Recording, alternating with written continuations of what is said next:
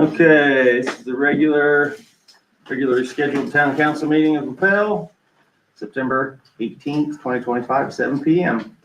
To pledge allegiance first. Pledge allegiance to the flag of the United States of America and to the republic for which it stands, one nation, under God, indivisible, with liberty and justice for all.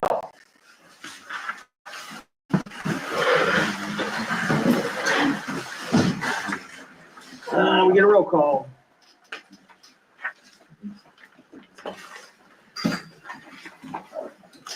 Brian Robertson, Here. Lindsay Washmuth, here. Roger Faust, Here. Chad Blake. Here. Okay, we will do public comment and concerns. Please limit your comments to 3 to 5 minutes. Anyone? Yep, I would like to.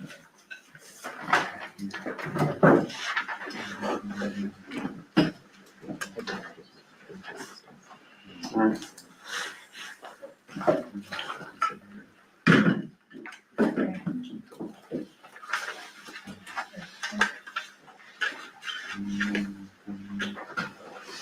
No, the plate's recording somewhere. Okay, my name is Stephanie Avalo. I'm a resident here in Lapel, Indiana. Live in Brookside, and I just want to share an email that I did send to everybody at the front table for the council. I did try to send it to some others. I don't know the email addresses. I did try to send it to council, but it's nowhere on the website. So I did bring a copy to share. I'm shaking because I'm very passionate about this, and I feel like it is kind of the pink elephant in the room that has just not been shared and stated. And so I'm going to read my email so that everybody can see and know what the concern is. To the Town of Lapel Council, and please know and understand, I graduated from here back in the 80s. We lived out of town for 20 years and came back about 10 years ago. And 5 years ago, we had Culligan out to our own house because of the concern for the water at that time. So it's been at least 5 years. We've been back 10. It's been at least 5 years because we had Culligan out to our own house. To the Town of Lapel Council, and please forward this to the Town Legal Council. The water concern in the Town of Lapel is growing increasingly worse. The below is an example of a post today of someone's water right here in town, and there have been several others posting similar pictures and similar concerns with their water color, and there have been 2 other lengthy posts in the last 30 to 45 days of other days and incidents where there has been extreme discoloration in numerous households locally. If one of you came home today and this was the color of your water, you would be gravely concerned for your own health and safety as it relates to this water. And I would note, if anyone would like to take a look, I actually just went to go wash my hands, and the water even in the toilet in here is very colored. There we go. Very yellow and discolored even here at this location. So take note. Our town's water concern must be put at the very top of the list of priorities above any other thing that you could possibly consider putting on a priority list.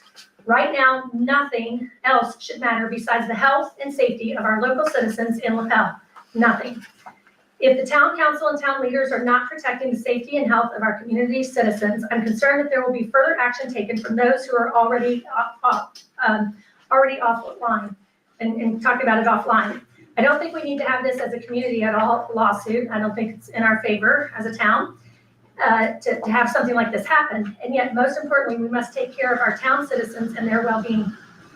There has to be a cause and effect that continues to create this discoloration of the water sporadically, yet continually through the days and weeks and months of every year since I have been back here in 2016.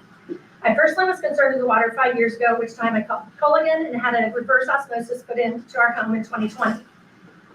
This proves that the water concern has been going on at least for 5 years that I'm aware of, because that's why I turned to Culligan to protect our own family. And most recently, we put in an entire whole house filter put into our own home water system for the same concerns. The rest of the people in town cannot always afford to pay for Culligan monthly or the cost of a whole house filter, and they really shouldn't have to.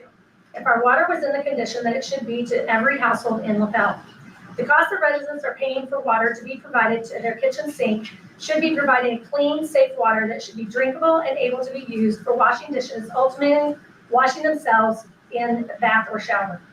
Currently, this is not happening for every household within our community, and this simply is not acceptable. To say that it is due to the flushing of the fire hydrants is no longer acceptable. The town was awarded a huge grant of money to fix this water concern and to be the solution. Obviously, something went sideways, and this is not the result that the leadership or townspeople expected or deserved. But this is not the fault of the residents. This falls back on the leadership. No one else in town was responsible for receiving of the grant or the disbursement of the money or the managing of the contract or what took place or did not, besides the leaders of Lapel.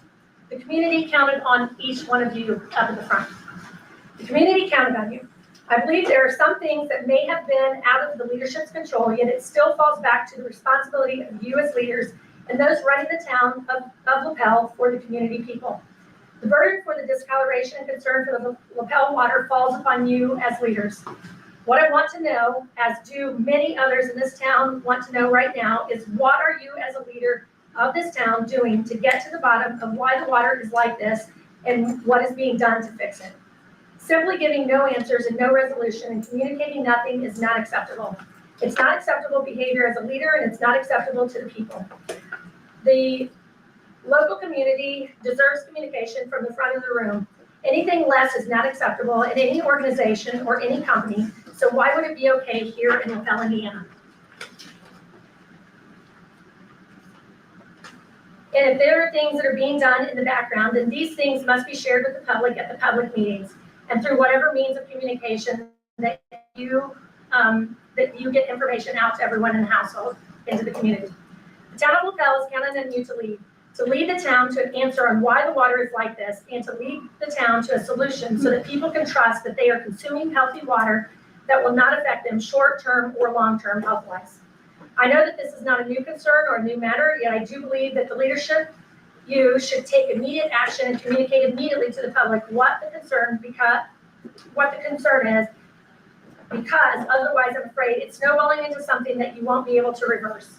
I've tried to bridge the gap between the front table leaders and the public. The voice concerns are almost weekly, if not more, about the water in Lapel online.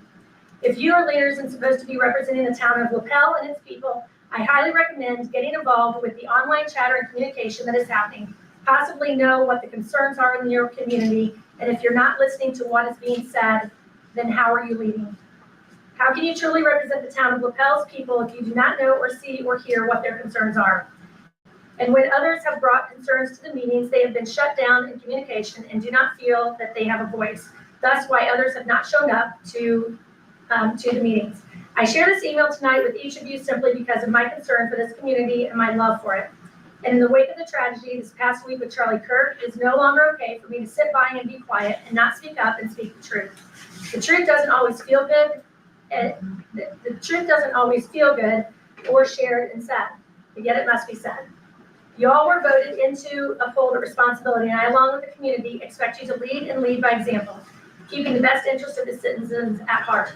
The continued concern with the water conditions in Lapel is no longer acceptable for any leader to sit at the front table or side table and to not step up and step forward to to find a solution or to first find the cause. The townspeople are counting on you, and God is counting on you to step forward and take action. I do not believe I will make it to this meeting, so I was going to have somebody read it. I do pray that you as leaders will be compelled to take action and to get to the bottom of what it takes to get a resolution. And if it's now above your knowledge base or skill set collectively as a leadership at this current point in time, then we must go outside of ourselves and our local leadership to find the answer.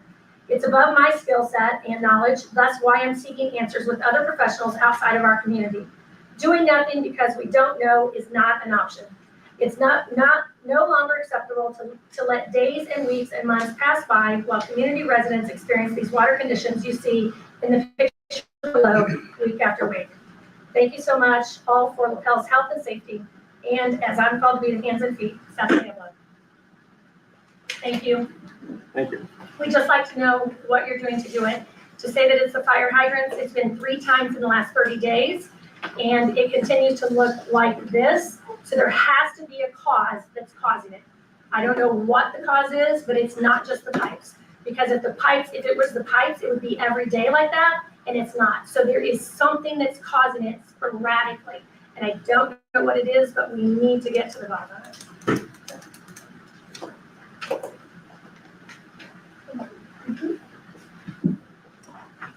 Go ahead. Thank Mike Hildebrand, 30 West 7th Street, Lapel, Indiana. I think this is what Stephanie's talking about. This came out of my faucet. Don't look too good to me, and we're having to pay for it. And it's not healthy. And then across the street, we still have problems. There's still chemicals over there. They did pull some weeds, done a little mowing, moved some cars, but there's still a lot of chemicals over there. I have no idea what they are. I supposedly talked to the owner of the place. He come over and said that it took him 7 months to get the guy out. And he's hoping he don't come back. And I think the town needs to do something about the chemicals that's out. Mr. Hildebrand, have you notified town hall of that? About this? Yes. No, I haven't. Well, town hall needs to be notified so we can come and check. The email Mrs. Evelo was talking about, they went and checked this morning at the Okay. water meter. Well, this was Tuesday morning, or Tuesday evening. Just want to pray. Thank you. If I could, real quick, wow, that's loud. That is something. Just a reminder to everybody in the public, yes, we understand concern, but as Mr. Evelyn just stated, that water sample was from Tuesday. The issue that we were having could be long gone, and we wouldn't be able to pinpoint it. If you have an issue, you have to call town hall and report the issues so we can come out and check it right away.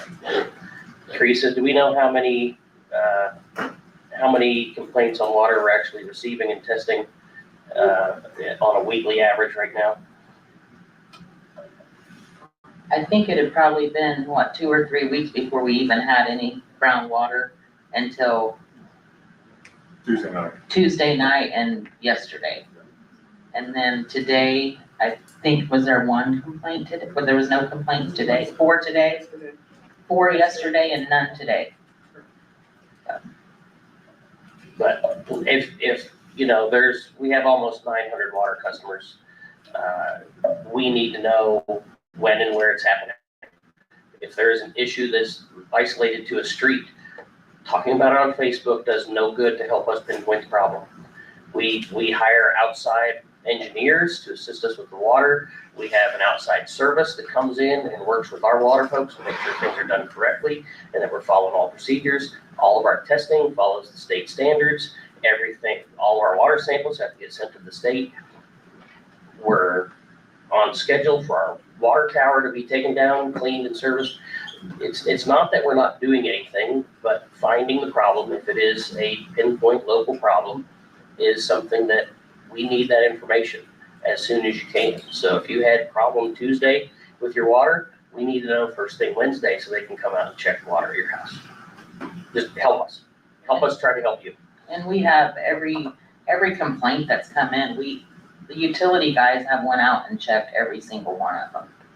So, I mean, it's not that we're not gonna do anything. If you come in, you can even call. You don't have to come in. Just call and say, I have brown water, or I had brown water this morning, or when I got up at 3 o'clock this morning, I had brown water.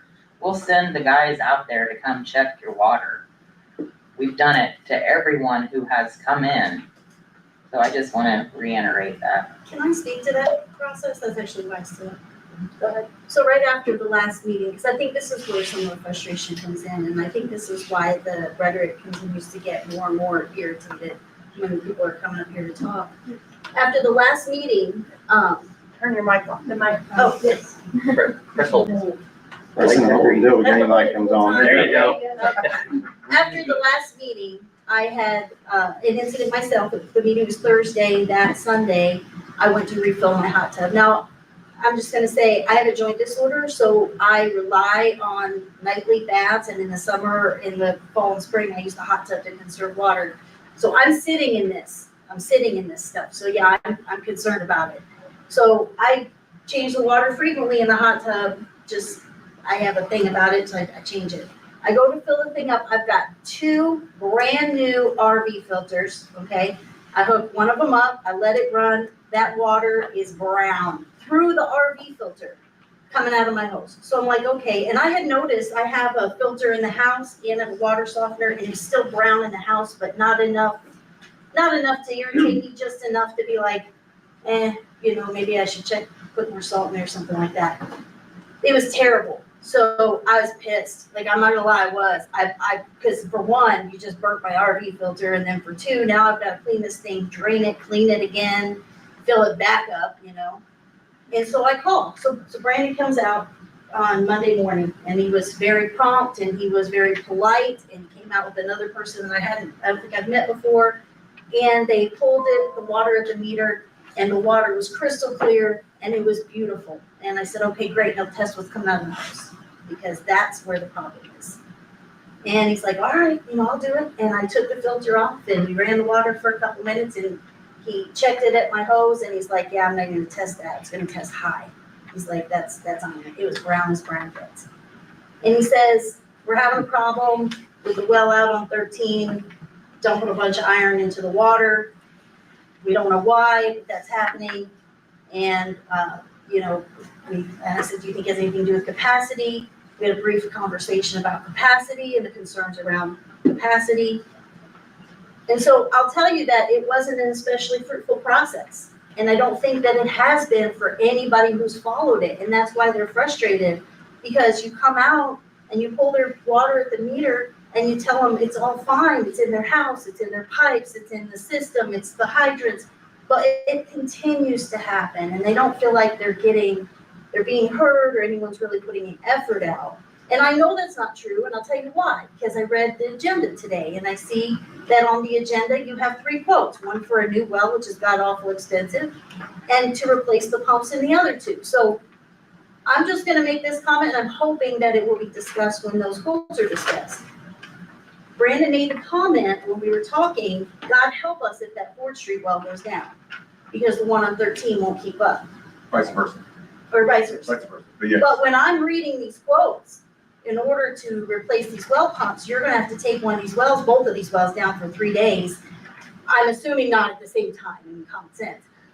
But I'm wondering, and I'm hoping that you'll discuss what measures you're gonna take for capacity, especially given the problems that were discussed the last time with the capacity from Brockway, what they've been drawing and not being able to really have good communication with them. So, because that even concerns me further of what is gonna happen if that's the route that we take to try to fix it. So I appreciate that you're at least looking into that, but I just wanted to speak to that process, because we come to these meetings, like Curtis said 2 or 3 times, call us, we'll come out and test it, we'll figure it out. But the truth is that when we do that, there's not really an answer. And maybe it's time to say we don't have one and ask somebody else.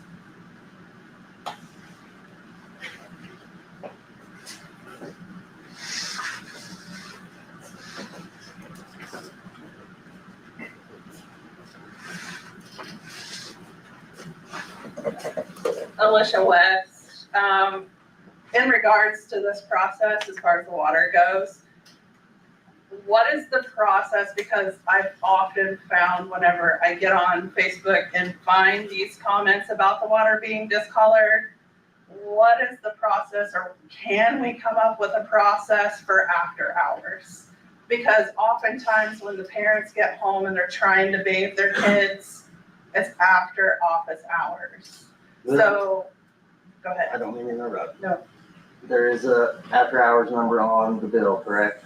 Yeah, there is. The problem with the after hours is unless OP and I are on call, which is only maybe once every 2 or 3 months, the other guys they're not that they couldn't go out and do the testing, but I don't trust them to go out and test your water. Does that make sense? Fair enough. Like they could come back and say, yeah, this is what I tested, but Right. did they do it the right way? Right. And I don't really feel that. And I don't want to be I don't want to be on call all the time, so I don't want to tell her she needs to be on call all the time. So that's where we get into the conflict after hours. So, And I get, yeah, because it is, you're Right. correct. yeah, I mean, it's spot on. I mean, all these parents come home, they're trying to give their kids baths in water that looks like Stony Creek. And people go to start doing their dishes or wash fruit, and it's after office hours. And while, yes, it's not fair for Brandon and Opie to be on call 24/7, we have to come up with a better solution for after hours. Just to, do I feel like you guys are trying to solve the problem? Absolutely, I do. I see it, like Christy stated, I do see, you guys are getting quotes, you guys are working, you're trying to come up with a solution, but what can we do after hours for a process? Can we send out a letter saying, if you have bad water, these are the steps you take, A, B, C, and D, and if you don't take these, we can't help you. I don't know how many times I've got on Facebook this week and said, be at the town council meeting this Thursday at 7, like, be there, or don't get on Facebook and complain. It's the same thing over and over. If people are not here, the problem is not going to change because the town council does not know this. And while someone suggested that they need to get on Facebook and monitor the posts, no, they don't. The residents need to come to the meeting. It's not their job to sit on Facebook and monitor Facebook posts. It's the residents' job to come to the meeting, call the town hall, and get involved. But in the meantime, whenever our residents are doing this, then what can we do for after hours? Because after hours seems to be when the posts are popping up, people are complaining, so forth and so on.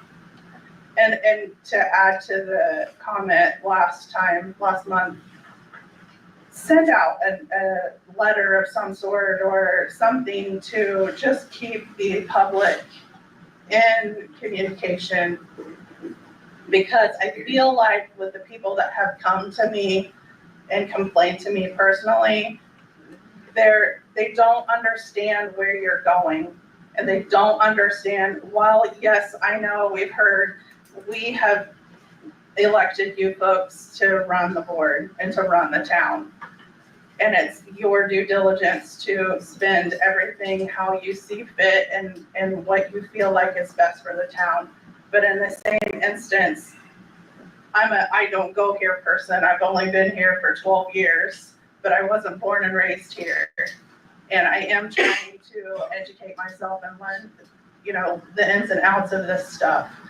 And for you to communicate, hey, this is what we're doing with the town, this is what our goals are, do we have a timeline? No, we don't, but what can we do to keep our people apprised as to the improvements we are trying to make?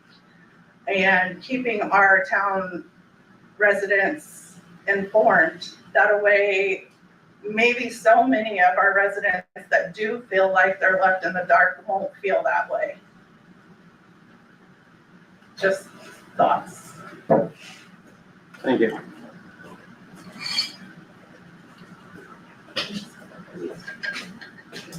Hello. It's on. Hello. My name's Kelly Walker. I'm the one that made a post last night. Here's the water from 8:30, 9 o'clock last night.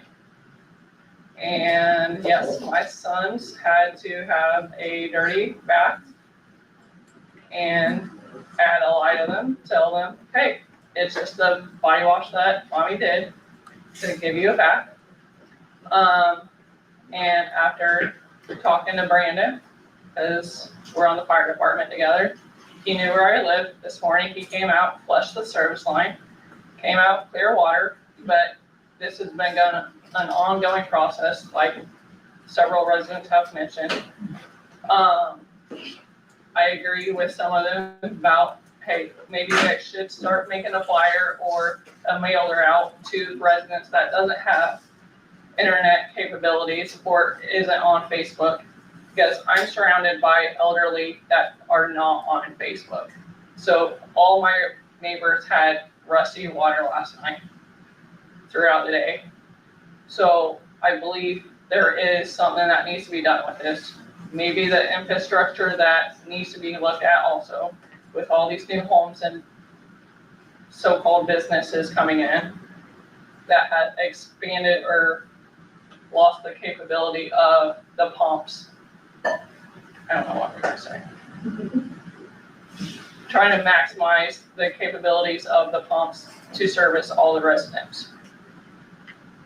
But when it comes down to our children taking baths in it and affecting their laundry, because now I've run a load of their laundry and they have to go to school with said room closed, then there's an issue. How is the school monitoring their water issue when the kids are in school? What's gonna be the process when January 1 comes around and we have a new fire department, new personnel, and they're going to train at least once a week on these pumps for these hydrants? Are we gonna have rusty water every day? Because I know for a fact that department trains more than we do as a volunteer.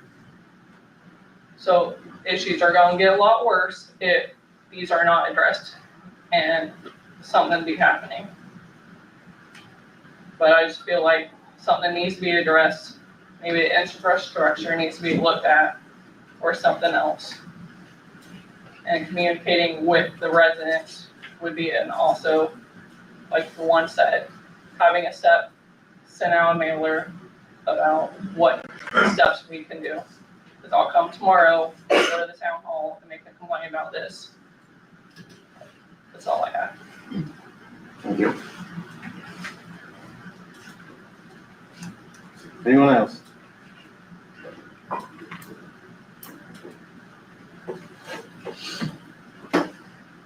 Okay, we're gonna go to presentations. KMR, redesign of town hall. Thanks for having me here. I'm Matt Yates with KRM Architecture. We're an architecture firm out of Anderson, Indiana. We were contracted about 2 months ago to kind of look at the bank building. The history behind that for the public here is the State Bank bought the old town hall and gifted the new location to the town of Lapel, and we were asked to kind of look at it and how do we make it more ADA, more safe, more secure, and a couple other small items. So tonight we're going to present kind of this plan. If you turn to page 6 on the document you have in front of you, that kind of lays out the updated plan. We met a couple times with a building committee. The building committee consisted of several members of the public, a couple of town council members, and a couple of the staff. And kind of went through some of the needs. The existing building currently has no restroom on the first floor and have no elevator. So one of the biggest issues is providing accessible restrooms for the staff and for the public. The second biggest issue that we're trying to solve is to give them a permanent kind of meeting space that they can set up so they don't have to lease out this space. And the building they're in has enough capacity to allow that to happen. And then the third thing is just the safety and security of the staff. A lot of the offices, the way it's current setup allows for no security, easy access to them. So if there's an angry resident or angry constituent, there's no kind of buffer to that level.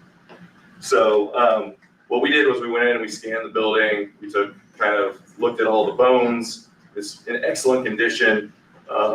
It's a perfect building to last another 20, 30 years.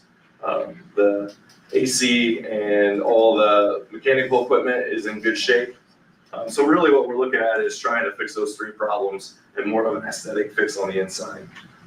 The plan you see over here in front of us in the orange is kind of the new public meeting space. It'll hold around 40 to 50 people. And it has kind of a pretty small conference area for in the blue next to it, a public restroom, and then 2 ways out for safety and life safety kind of purposes.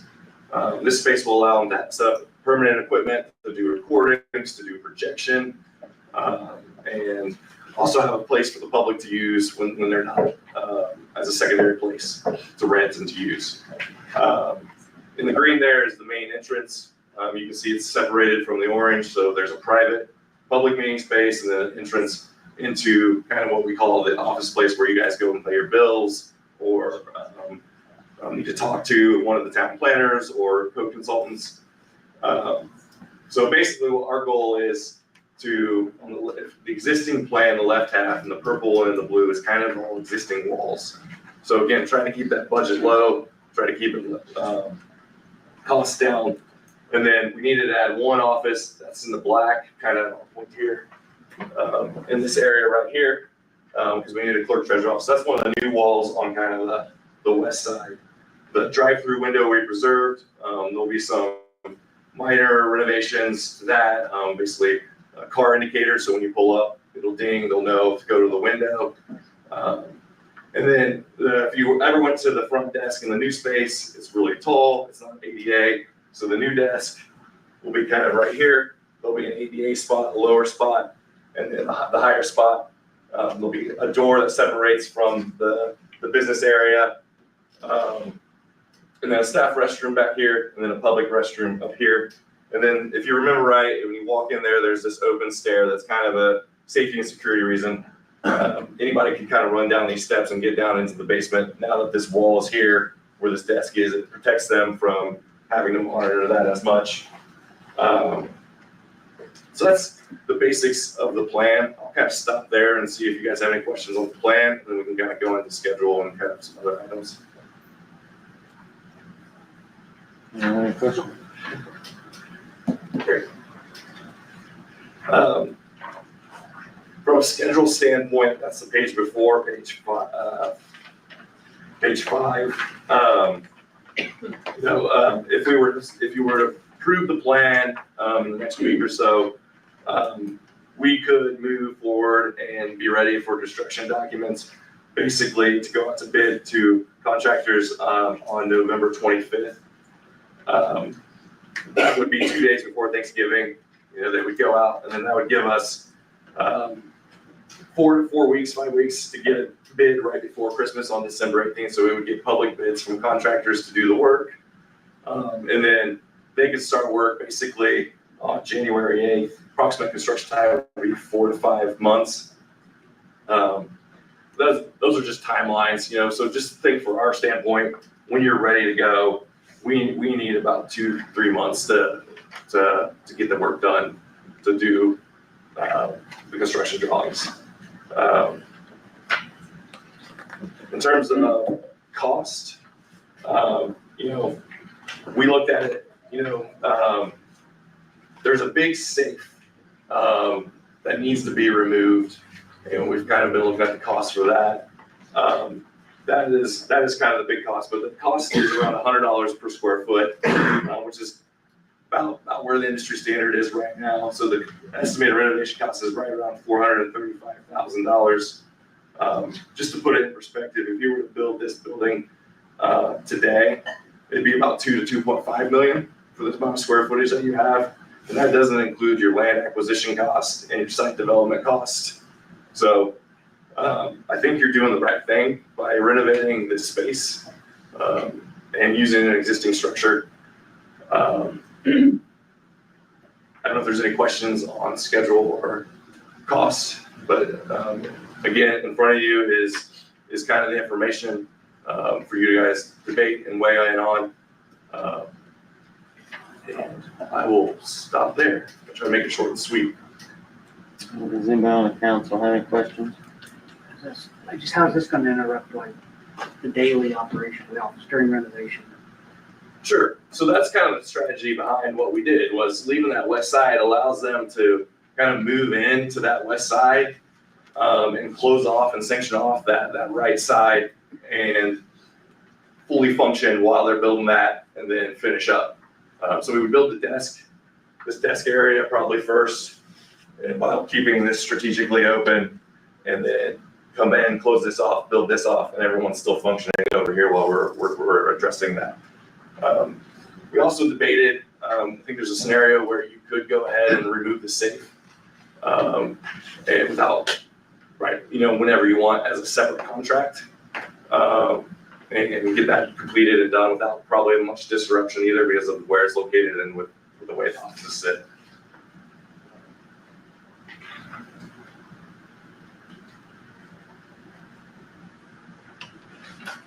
I think I like that option of doing the safe separate, putting the vault out there separately. Doing it first. Yeah, doing that. Does anyone from the public have any questions? I have questions. Go ahead. You said the building had good bones. What needs to be done immediately to make it safe and functional if we chose not to go forward with the renovation? I think the tricky part is it's the restrooms. There's no ADA restrooms, so there's a liability there. And so rectifying that would need to be first priority. So there would have to be some form of acknowledgement of how to do that. And I think that there's probably a strategy to where you could do an accessible restroom without doing the rest of this.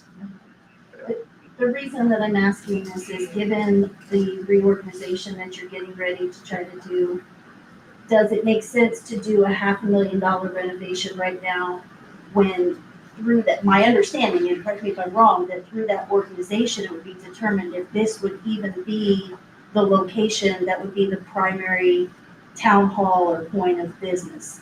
I mean, does it make sense to spend that kind of money right now? Well, first and foremost, we have to get Stony Creek Township to agree to even start the process. Right, so my question more or less is, could this be postponed a year to a year and a half and just do what's required to meet the ADA standard? That's a good question. One, just a quick clarification on that for the modernization of local government is the technical term for that process. The town of Lapel still exists and would be the seat of the expanded town of Lapel. Okay. So that it would still be town hall. It's the plan here that, first of all, there's been months worth of effort put in by the steering committee, which is made up of several folks from the town, the council, and town employees. So there's a lot of effort that got into the plan that's in front of everybody there. Talk myself right out of my thought. So a lot of effort went in to get to this point, but as Matt stated, this is a plan for the next 30 years of Lapel. It allows the space that we need for the staff that we need, some of it's staff that we don't have yet, but it allows for us to operate the business of a growing town for the future, to get the things in place that we don't have. So while yes, the cost is high, it is much cheaper than building a new building, but the key thing is to remember we're already $400,000 ahead because we didn't have to buy the building. We've been given a great gift in this, and I think it would be wrong of us to not do it right for the future of the town. Part of the many problems that we focus on and have to deal with on a daily basis is we did things wrong in the past. And we have an opportunity to do something right and be right going forward. And to be clear, I'm not implying that we shouldn't do it right. Right. We should do it now. Because you're talking about potentially expanding the size of the government in possibility double, in which case the renovations that you're getting ready to make may not be enough. And while I appreciate the effort that's put into it, and I don't discredit that in the least bit, I just question whether or not now is the right time. And I would just ask you to consider that when you're making the decision. That's Yes. Yeah, and Oh, sorry. what's the That's Brian's total, job. what's the total amount budgeted for this? What's the price tag look like? Right now, we're at around 430,000. we've been challenged to bring lower, and we've got strategies to lower. It takes some, there's opportunities to do sweat equity, which means we come in and we paint our own, the town of Lapel comes and paints their own paint to save money. There's other ways to save dollars throughout, and that's kind of like how construction, or how our design works is we do a schematic design and we put all the things that we need to make it work. And then this next phase is we'll try to hone that budget down, and we're working to get it down. Chad wants us to be right. 250. 250. So our next step would be we're gonna send this to local contractors and be like, price this for us. We're architects, we have our pulse on a lot of communities, and it all comes down to timing too. This is a perfect winter project. If there's contractors who are hungry, bidding in November, you get good pricing. So there's a game to it a little bit too, but our goal is to keep exploring and try to bring that price down, because we're not happy that it's that high. It's just the nature of the way things have been the last 5 years, 4 years. So, yeah. Yeah, I guess my question is, yes, what is the total cost? And then where are we coming up with that money? Because we're such a small town with small budget and have such a big water issue. I don't see spending the money on that at this moment in time when there's more critical things. It's like Maslow's hierarchy, right? You gotta take care of your food, water, and shelter first. So, This is tax dollars. Our water is ratepayer funded. Our tax dollars do not go into the utilities whatsoever. Everything that the utilities happens in the utility department is from ratepayers. Our tax dollars do not go into it. So this would be from taxes. Okay. So no debt? Excuse me? This would be no debt, this would be. We're figuring that out.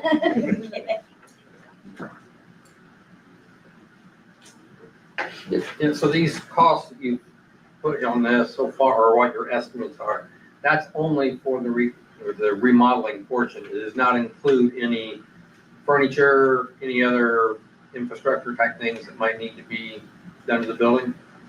It has some technology for the conference center. A lot of the furniture is existing and they're good to reuse it. So there's not a lot of furniture cost in there, and we don't expect to have a lot. We would throw that into that number if we had it. We do not have it. That number I gave you was lawyer fees, architect fees, contractor fees, all in. I shouldn't say just construction.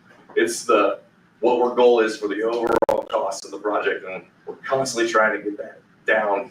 And a little bit of it is you got to get a good number from the contractor. So, yeah, does that help? Yep. Okay. And one other question, the steering committee that was put together for this, I went back and went through the minutes. I know it was said we could create it, or Brian was to say who was going to be on it. I never saw any place where it said who was on that steering committee. So is that something that can be given to us? I can read the names if you. Sure. Is that okay? I mean, Yeah, go right ahead. okay. So we just created this document. We gave it to the board. We had a PowerPoint. I didn't realize that there wasn't a projector, so I apologize for that. Teresa Rutherford, clerk treasurer, Chad Blake, Lindsay Washman, all right, John Buffington, Diane Pressler, Alicia West, and then myself, and then another architect that I work with named Kyle Schwinn. So we're kind of the core group, and we met 3 times basically, 2 times as that group, and then 1 time prior to when we walked through the building and kind of did the assessment. Thank you. I have one more question. Do we actually 100% bottom line own this building now? Like nothing can undo this deal, it's over, we own it. We own the building. Okay. Those pay taxes. Okay. Well, I could heard some, like, if we didn't approve. Finders keepers. Yeah, if we didn't approve parking, if we, so I was kind of wondering, like, if there was anything else that we need to be aware of. No, Evan did a good job. Is this like for sure the permanent building that you guys are gonna have the town hall in? As far as I'm concerned, it is. Yeah, otherwise we In have our to build a new lifetime, building. we- I asked because in my lifetime, you guys have moved twice, and now third times. I mean, I think the site is, like he said, is what, 20 to 30 years, if we would have to at that point. Mhm. I mean, it should last us that long. Maybe longer, but, right, but depending on, And that's just with the space upstairs. There's still an entire basement that hasn't been touched. So why is the,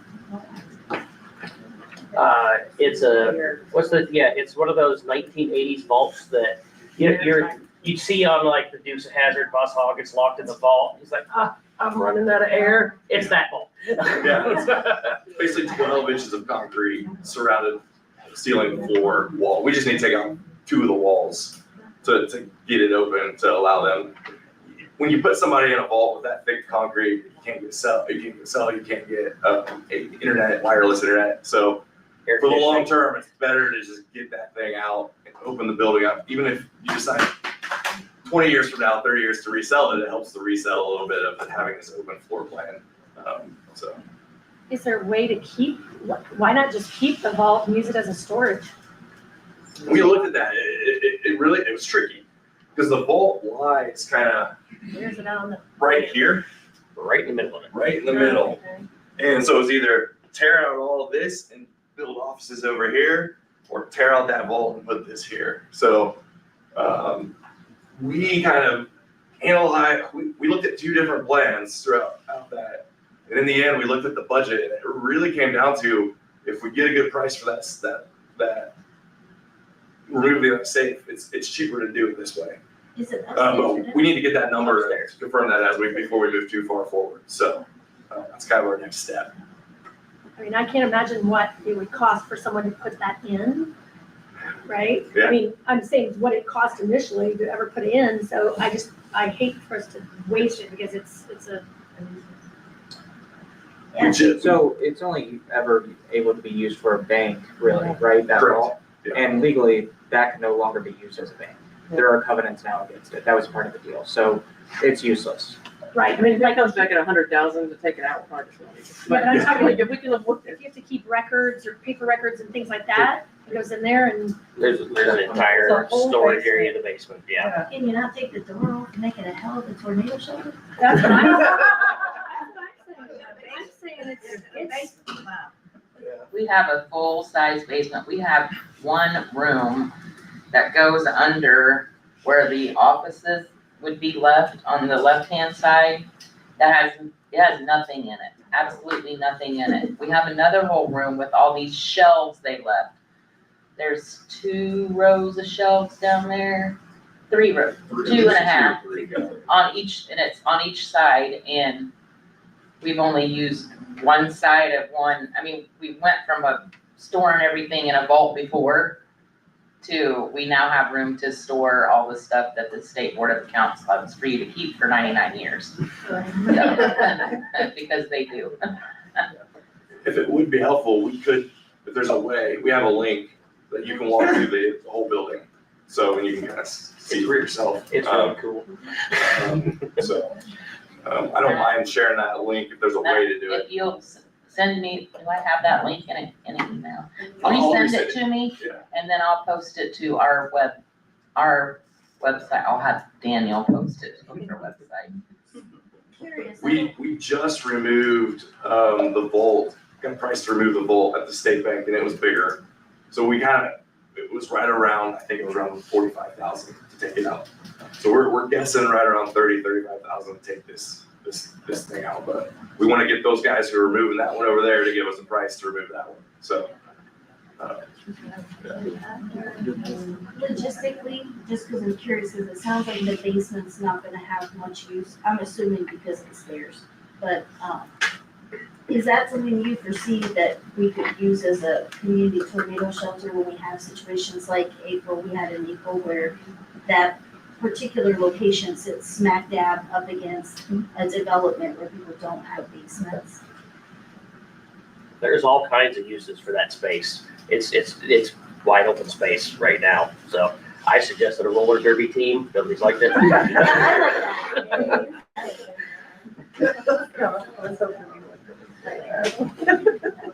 I'm with you, I second that.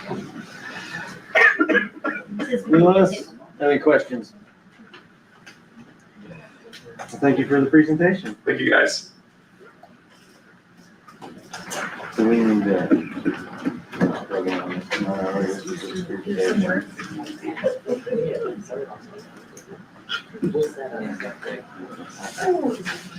We're moving on to new business, the Inglewood PUD.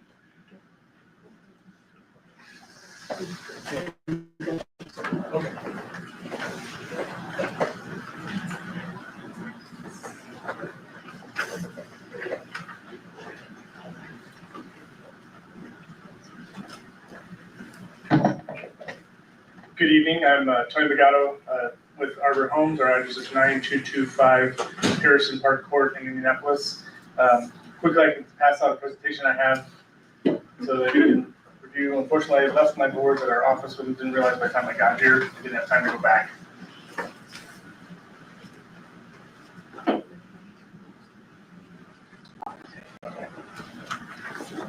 Thank you.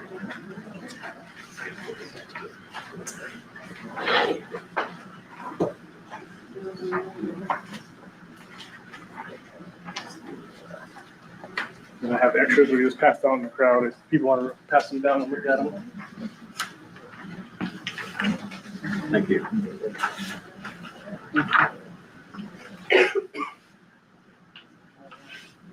And let's get your pass them down.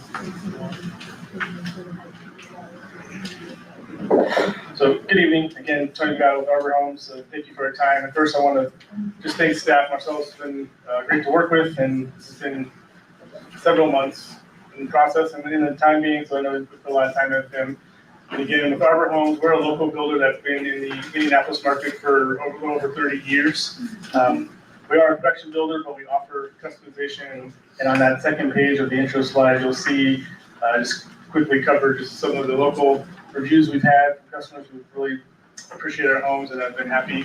So with Arbor, you get to come in and pick your own, you get to pick your own lot as well as your own floor plan and other options that other builders don't tend to offer when they're considered more like a spec builder.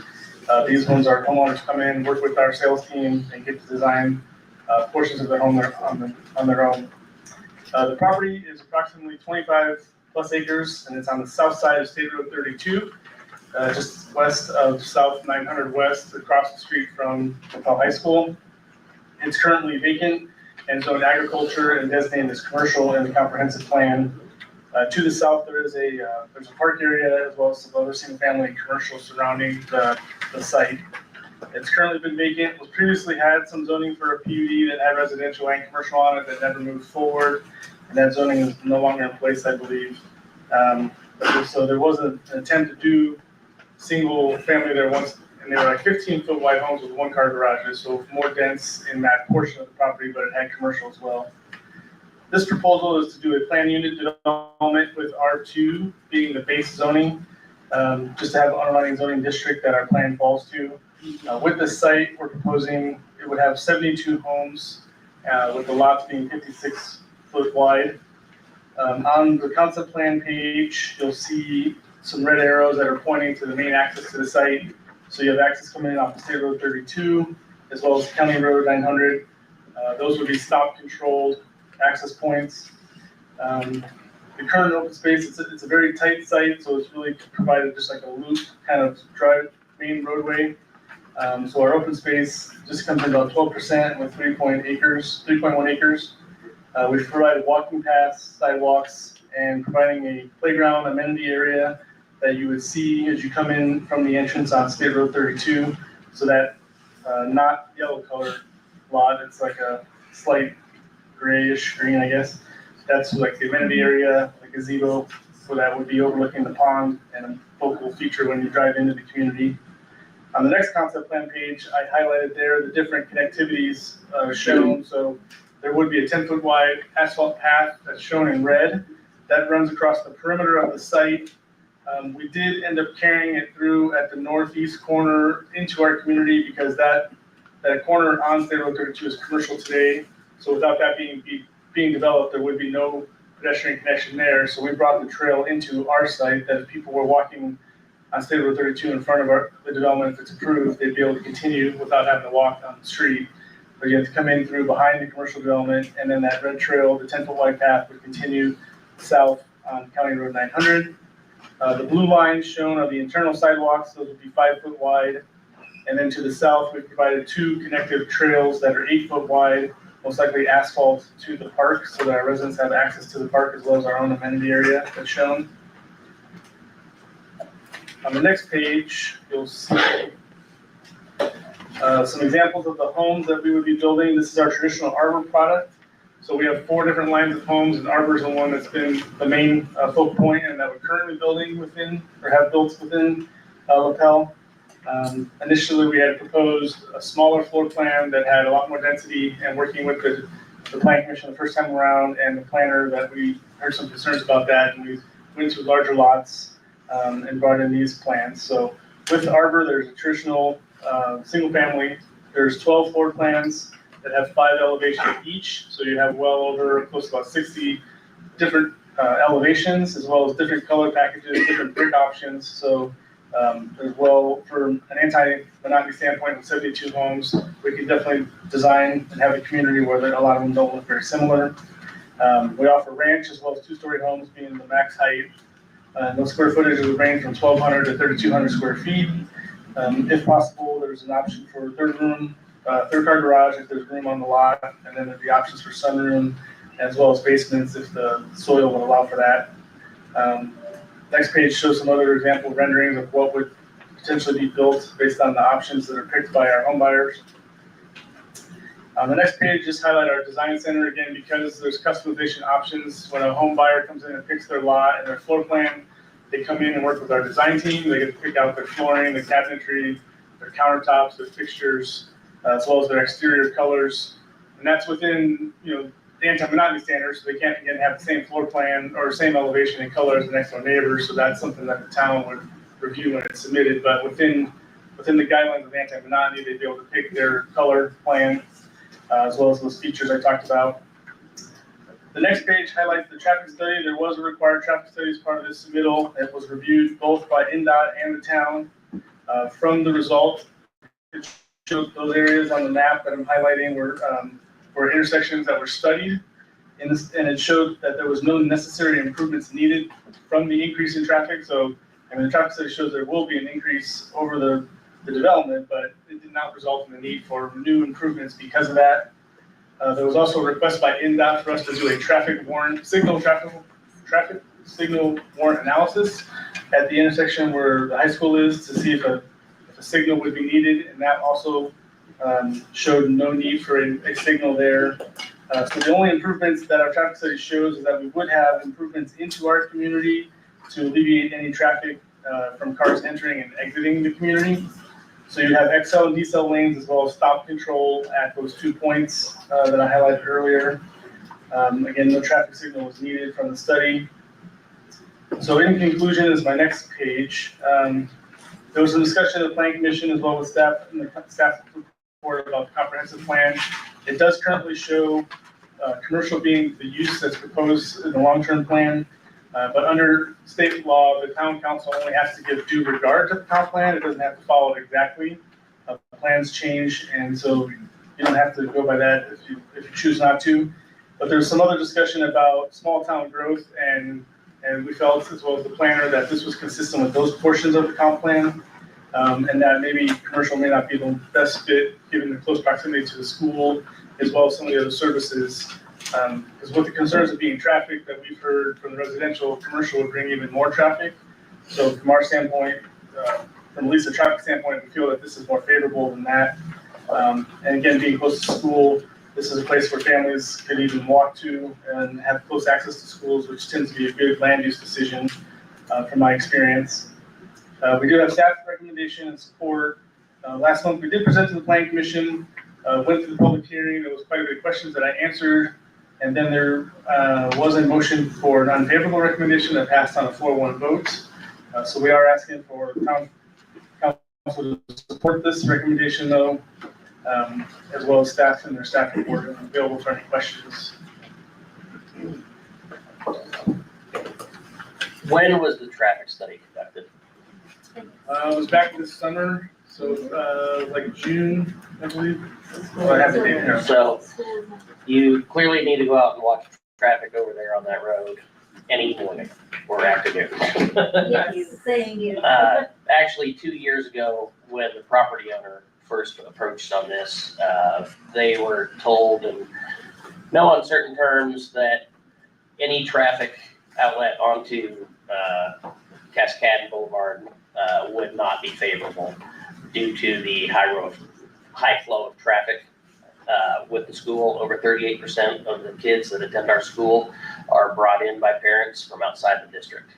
So traffic on that road is absolutely atrocious every morning and every afternoon. So the original suggestion that was made was putting a roundabout at the corner of Vine and 200, and that no traffic would dump out onto 925. Was that ever communicated to you all? I just want to make a quick correction there. The traffic study was conducted during a typical school day in May 2025. Okay. So it was during a school day. Yeah, and I'm not a traffic engineer, so I have to trust what was done here. Not that you might have to need either. Yeah, so, but from the report, the school hours do not they are opposite of what you have from families coming and going in and out of the development, where usually between 6, 7 a.m. to 5 p.m. So school hours get out earlier, so there was less traffic at that school time that we would bring. And again, with the traffic study, it shows there is an increase. It's just a matter of the road currently shows that it has capacity to handle the additional traffic beyond needing new improvements. So I don't want to say there's not new traffic, because there is new traffic, but from the study, it shows that the current capacity of the road should be able to handle it, and it's not in the same conflicting time as the school. Our peak hours are different than the school's peak hours, basically in a nutshell. I was trying to say that a little easier.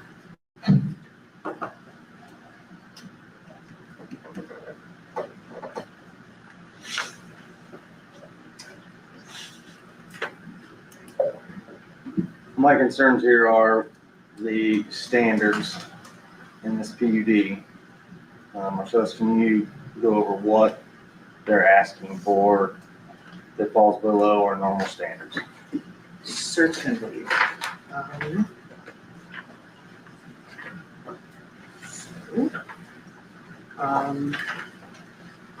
You have a copy of the staff report in front of you. You can find this information on pages 9 through 19.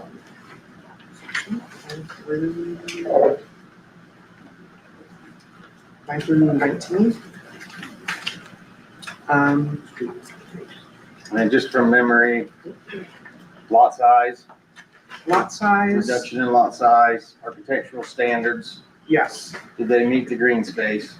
So with lot size, we're seeing a smaller lot area and a narrower minimum lot width. However, those reductions are not too large. Particularly with lot width, you probably wouldn't notice the difference. With the interior planting requirements, there are not required as many trees, not required as many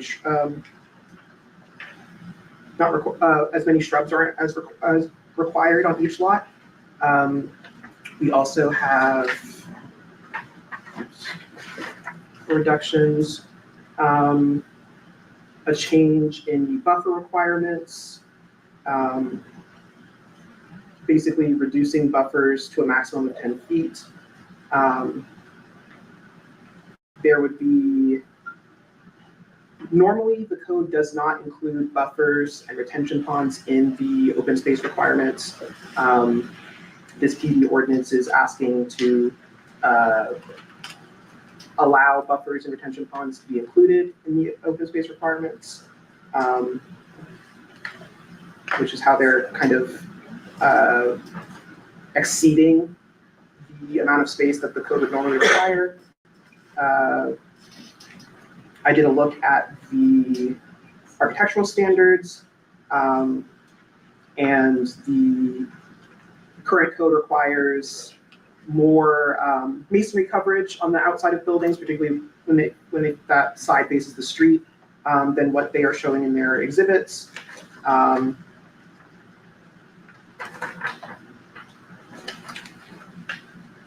The current code for the R2 district also requires that residential plans meet a minimum score of 15 according to an architectural standards table located in the code.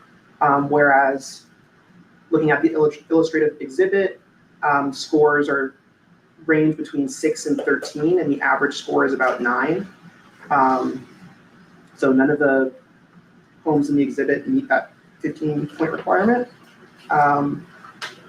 And then there's also a conservation standards requirement to meet a minimum score of 10 from another table in the code. And that's not something that would show up in in an illustrative exhibit. That's something that would happen when you're choosing like your windows and your HVAC and your like washing machine and your fixtures and stuff like that.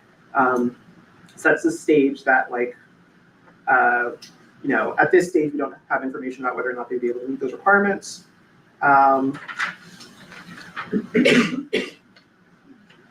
then, yes, that's the last place where their requirements they're asking are less than the current requirements. And I can talk more in detail about what the impacts or concerns are with any of those reductions if anyone has questions about those. Does anyone on the board have any questions for either? If everybody didn't see the numbers, the ordinance requirement is a 70,250 square foot lot. They're requesting 6,000.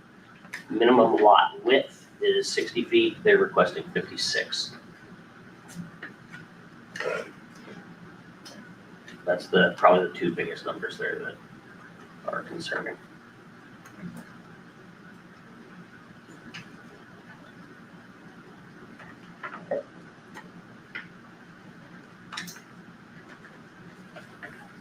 Everything else is aesthetic, basically like Marcel said. No one on the board has any more questions. I will entertain a motion to approve the Inglewood PUD.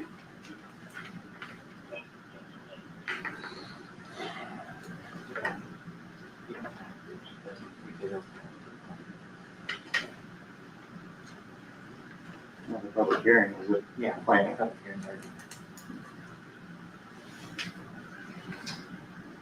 No one's making a motion. Over here. Guys. They're entitled to a motion, whether it's positive or negative, whether it fails or not. Okay, I will make a motion to approve the Inglewood PUD. No, you can make a motion to deny if you wish to make a motion to deny. I'll make a motion to deny the changing of zone from general commercial to residential planned unit development for the 25 acres. I'll second.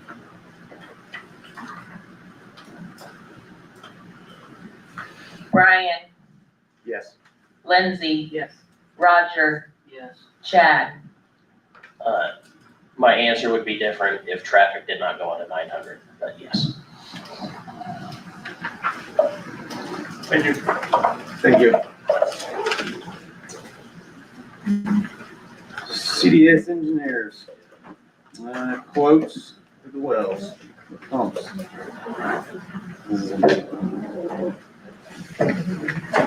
All right, good evening. Had several quotes in working with Gary. And so we got quotes from Peerless Midwest, who's done a lot of the work with Brandon. We're looking at the 4th Street and Silver 13.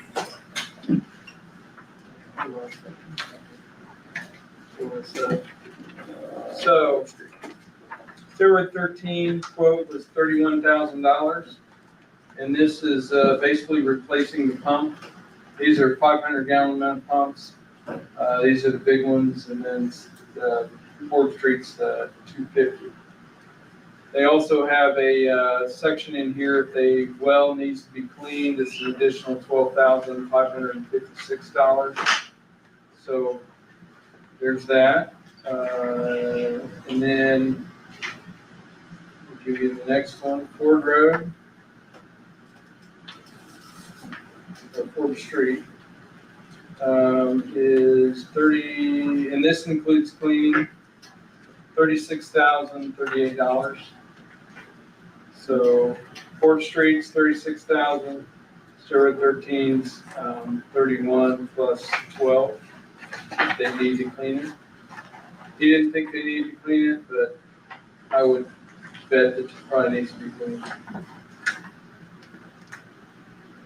Well, if we're in there working on it, I think we probably need to just go ahead and clean both of them.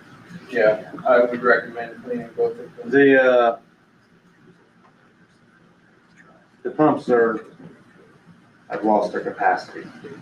Both pumps have lost their capacity. I think Brandon helped me if I'm wrong here, but pump Ford Street is capacity is 250. You're getting about 150. 157, I think is our average. 157. And then Sierra 13 is 500, and you're getting Maybe 413 or 415. Yeah. So they've definitely lost their capacity. And Brandon's right on the, if we got to take these down, we'll take down the Ford Street first and get that one back up to 250. You'll need that. Yeah.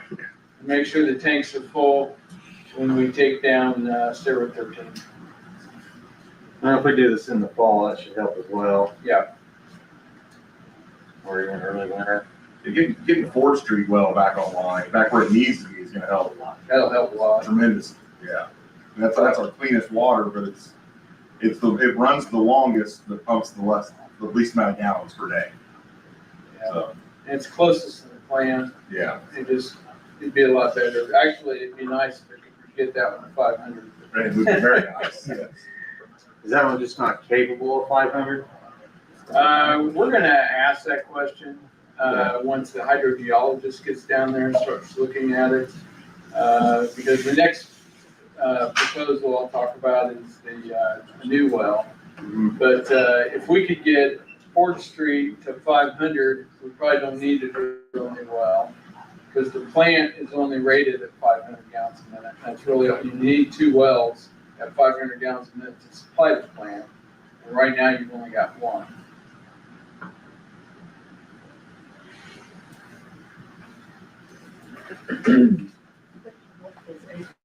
The board have any questions?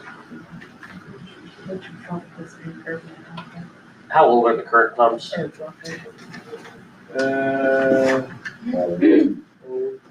Say, I know they were serviced 5 I years think I've ago. got that Yeah, I information. don't have it. Hold on a second.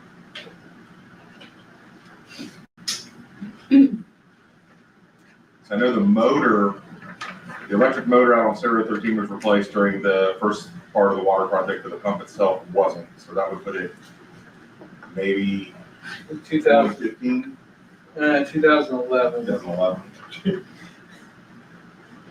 No, I'm sorry, 2019, Ford Street. 13. It's cleaned in 22. Oh, it's older. It was 2013. So you got one 6 years old and one is 12 years old. One that's 6, these pumps, you should really get more life out of these pumps. The water here has been well documented, has a lot of iron and manganese. And I think you're pulling in some fines as well in these well casings. And I think cleaning these wells with chemical and shooting those back through the aquifer is gonna help a lot with that. When you say fines, like the screens on the well that's in the ground is letting sand. And very small silt pieces into the water. Now the filters filter that out. So nobody's drinking raw water here. But the filters filter that out. It's not something, it puts a strain on your filters, makes you backwash more. Yeah. It's a cascading effect when you get wells like this. No one on the board has any more questions? The other, what is? The other IPW quote. Is a new well, and right now, Peerless looked at this with their hydrogeologist. The new well is $359,370, and they were claimed that also includes some more water main, which is $82,000 to connect to the existing water main. And they want to put it out there. Best location they think is State Road 13. We already have a well, and they'll stick it 300 or 400 feet away so that the cone of influence doesn't affect the existing well. But it would give you a backup, it would give you 2 wells that are at least rated at 500 gallons a minute. Which is really what's required for your treatment plant. This is the same well that is higher in iron, correct? 013 is higher than ours. Aren't we doing some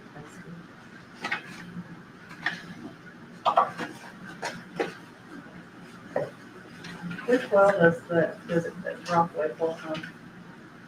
It pulls from the water tower. Oh, okay. Thank you. Yes, they're pulling treated water, not raw water.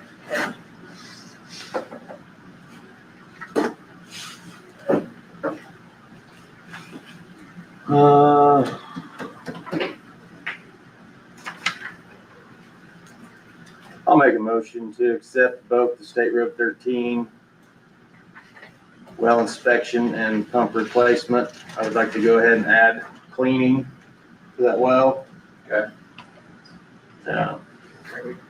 Go ahead. I'll make another motion for the other one. I'll second that.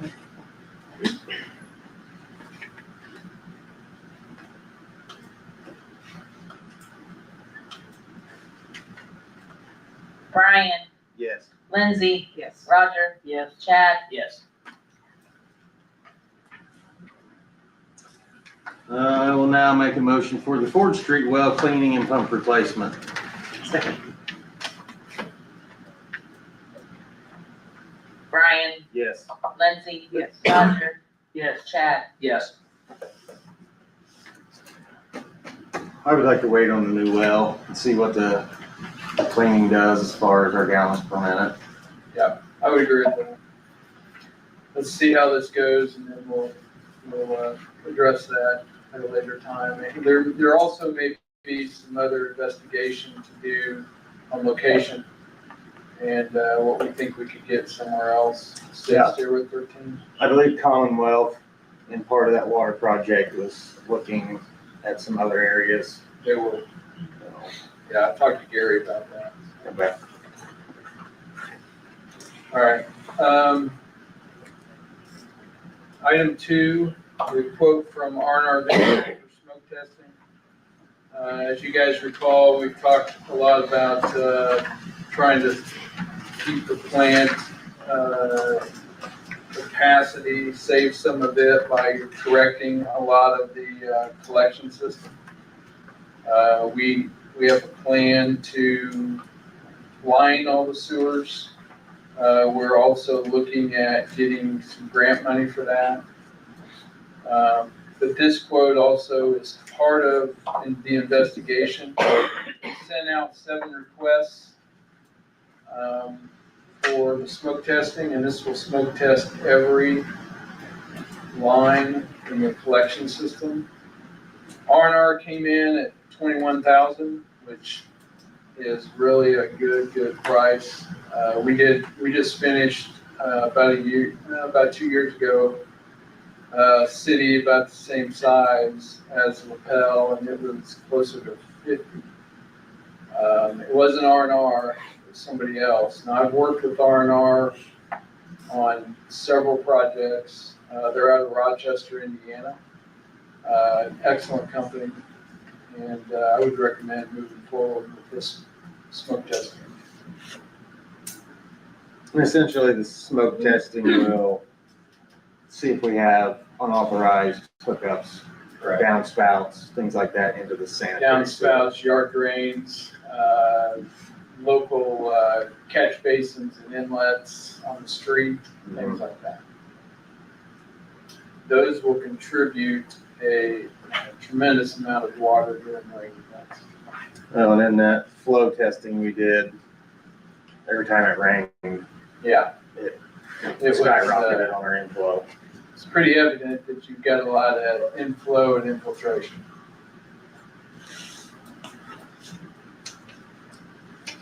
I'll entertain a motion to accept the bid for smoke testing. I make the motion to approve the smoke testing. I'll second. Brian, Yes. Lindsay, Yes. Roger, Yes. Chad, Yes. All right, number 3, the last thing I've got on my list, ordinance for the gas utility sale to citizens. We've gone through the appraisal process, we've gone through public hearings. This will be the first read only on the ordinance, and then in October board meeting will be the second read, and then you'll take a vote.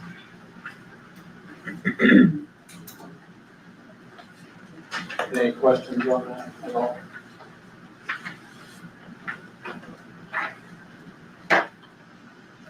I do not. Is anybody else on the board? We're good. I don't need to read this.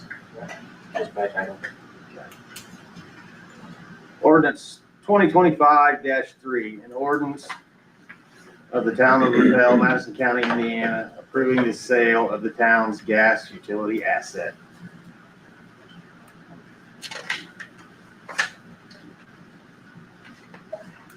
Good. No, that's, you have to vote. It's not just reading. Oh, It's, the first reading needs to vote, so you have to vote 3 times. I'll entertain a motion to accept pass ordinance 2025-3. I'll make it. Second.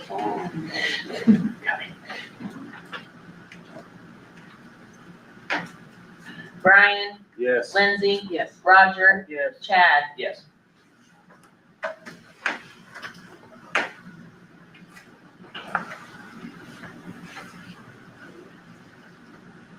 All right. Now we're going to resolution 2025-6, the Lapel and Pendleton interlocal agreement. Hello, I'm Hannah Rizerbansky. I'm the planning director for the town of Pendleton. Oh, very good.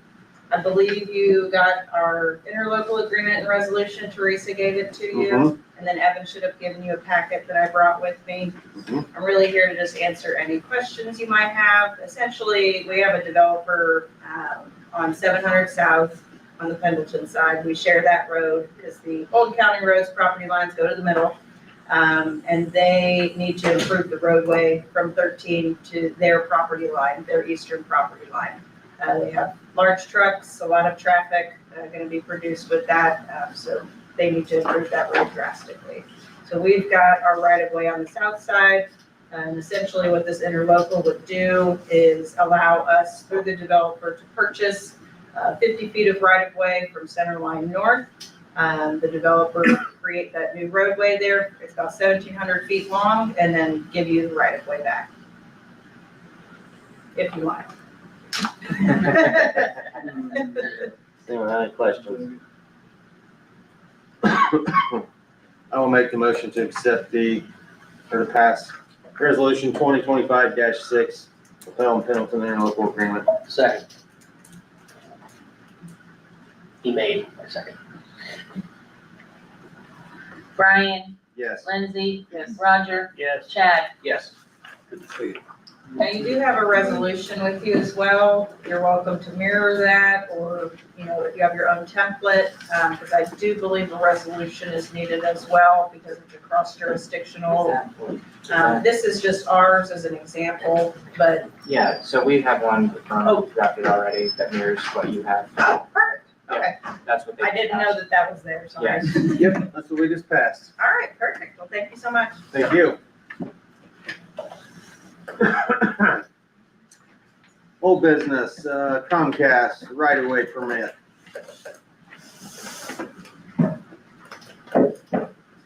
Hey, good evening. My name is Kyle McKenzie, construction manager for Comcast.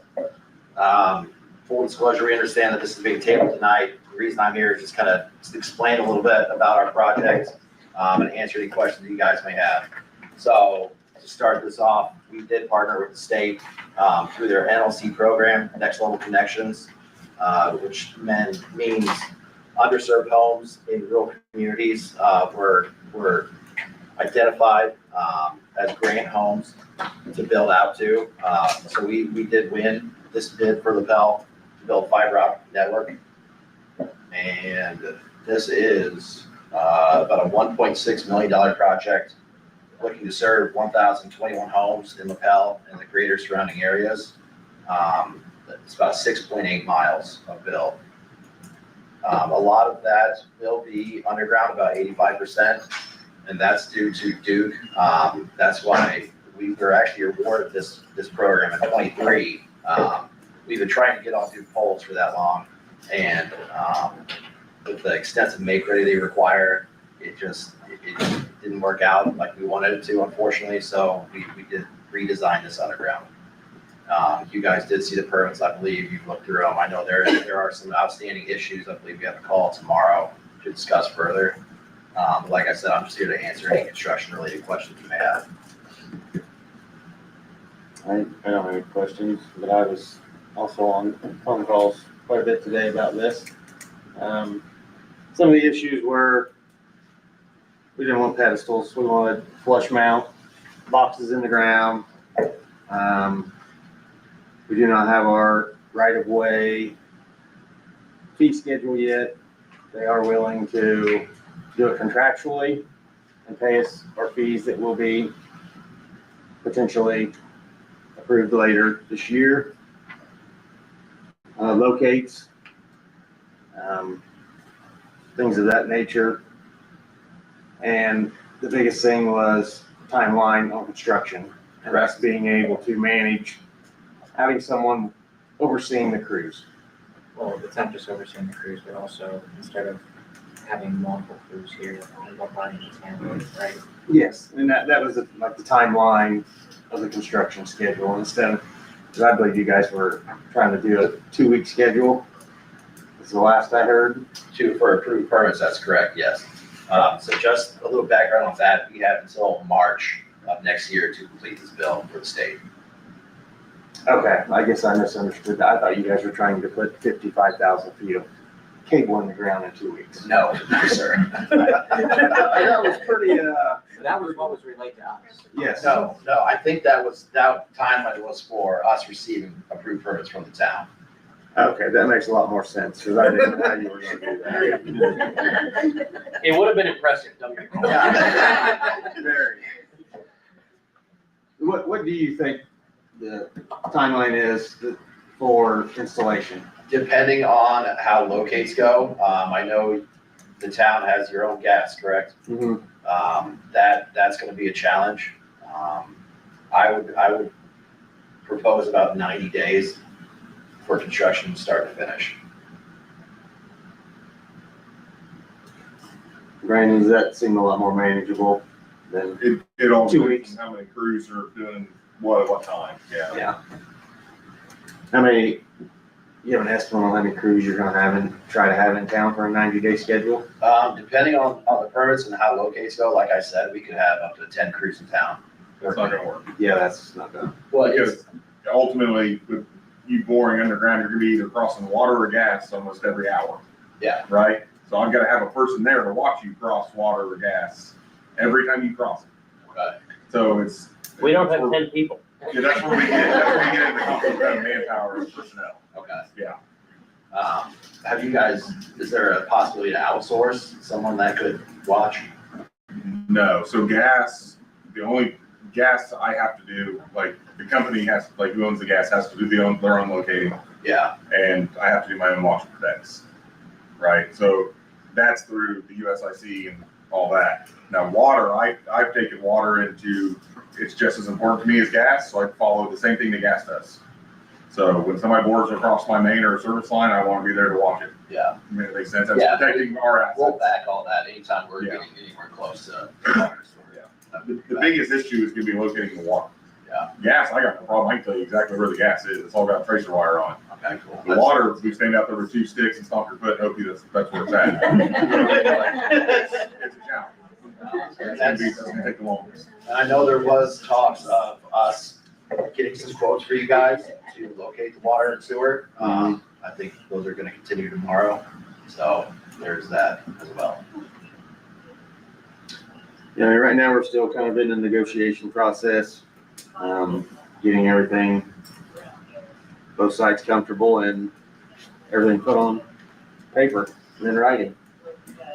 And then, potential special meeting to approve this or deny it, whichever way it goes. So, do I need to tell you what?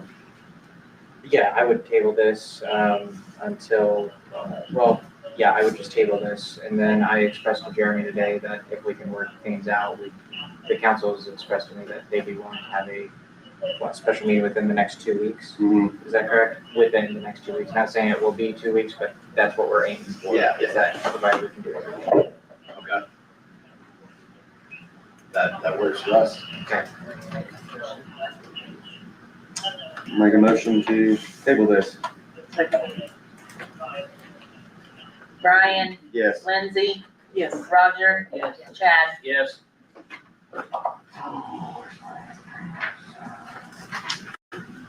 And really quick, just before I leave, you guys should each have my card in front of you. So if you have any questions when construction starts, any issues with the construction, feel free to give me a call or email me. Thank you. Thank you. This time, we will close the regular town council meeting and open a public hearing for the budget.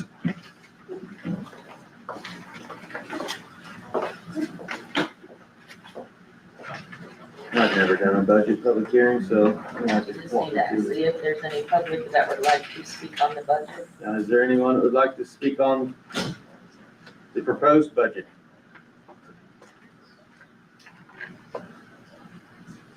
No one? Anyone from the council? I have a question. Okay. Just to, like, going forward as far as like trying to educate our public, is Mhm. there, because I'm gonna be completely honest, I'm ignorant as can be when it comes to this. But I wanna learn. So for those of us that want to learn, is there any way that you could perhaps do a special meeting or a workshop to help explain what each, not necessarily every single line item, but at least clue in those of us that do want to learn and what everything looks like and why you voted a certain way and why you didn't vote a certain way?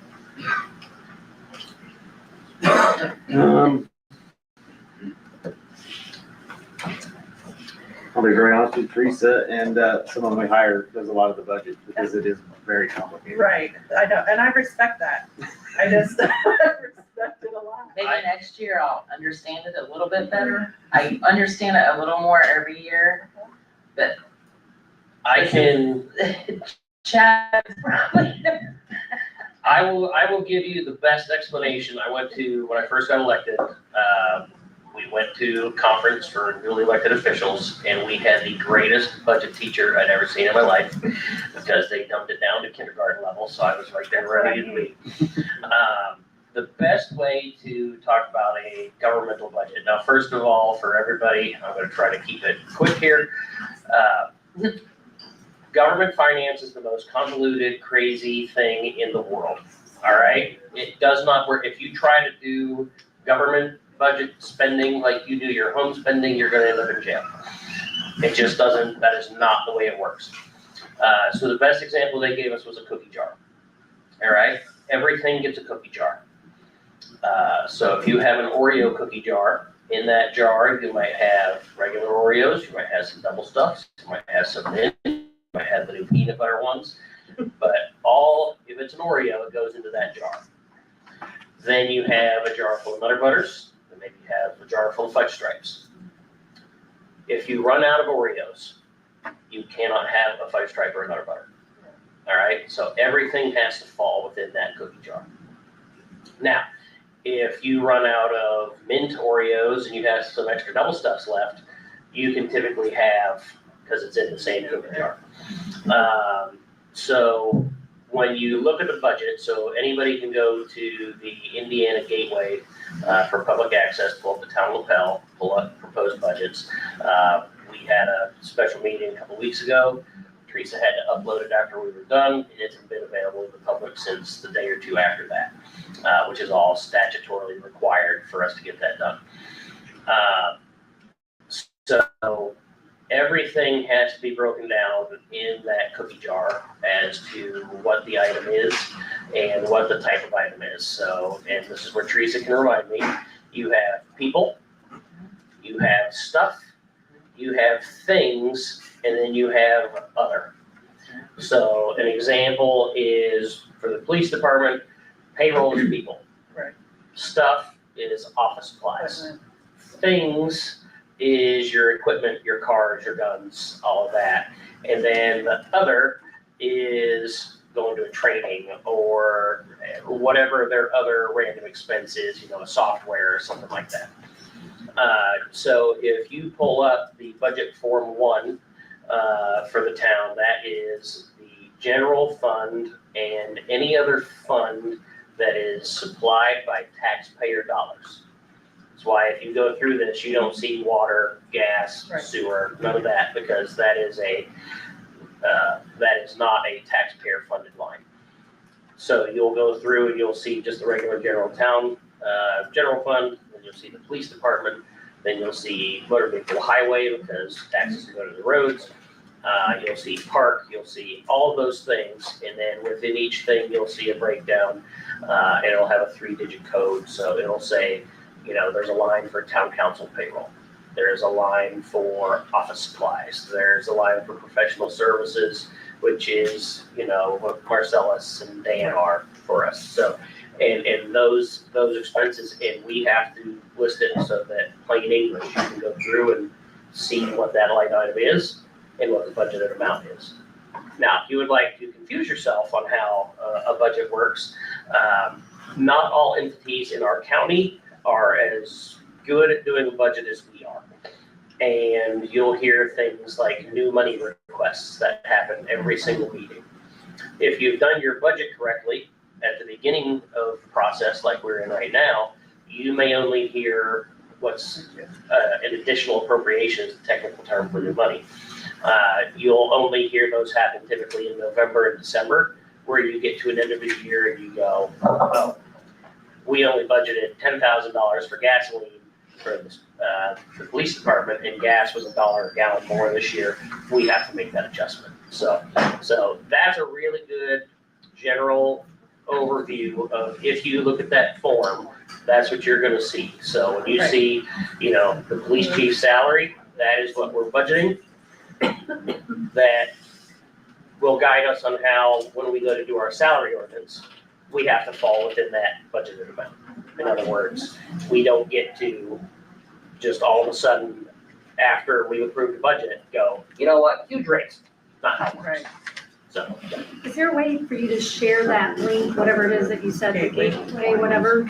We can, Because yeah, let's- we can get no that idea what you're talking with about. other links on Facebook or something like that. Sure. Yeah, Daniel, right on that? You just Google Gateway to pull up. Yeah, Indiana Gateway, and you search Lapel Town. Indiana Gateway, and if you Google it, It comes right that's how I did it. Go Indiana Gateway, you click on it, and then it's pretty self-explanatory. You click on it, and then it'll ask you for your town and we're Lapel civil town Right. is what we're listed under. So that does make a difference. So, but yeah, so once we enter in all that information, basically we have to submit to the state. This is, is this a fundable budget? Does it fall within all the monies that we have coming in? And it goes out to the public, and then we have this hearing, and next month we sign off on it, that it's Vote done. on it and approve it. Yeah, that's the easy Chad version of it. Yeah, I guess that's what I was just thinking, if that could be shared out so that people can look at it that are knowledgeable in this area. It's not me, But, yeah. Where I get confused is things like professional services, like, and that's, I think where maybe some other people would get confused, as you look at it, you say, all right, we budgeted, I don't know, 40,000, whatever it is for professional services, but then when we see what these contract prices are for some of the engineering contracts and that are ongoing contracts for advisory work, or what we're paying hourly for planning and building inspector and so on, it almost seems like it's not enough. Do those come out of other places? There are expenses from things like water or gas, because planning does have an impact on the gas utility or the sewer or water. So they share these. So there is some shared expense there. Okay, that makes sense. And that's all calculated when they do the budget for that goes into the rate. That, yes, there are engineering fees that have to be included in the rate and things like that. Unless somebody has a question for Chad's cookie jar, I'm good.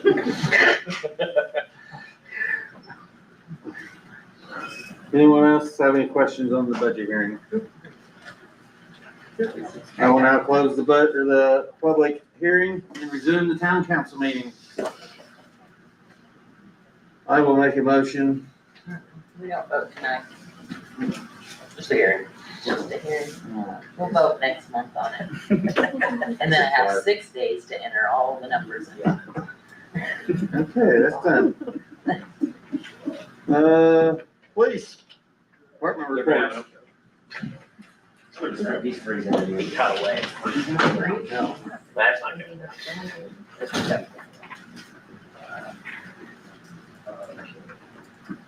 To get this in order.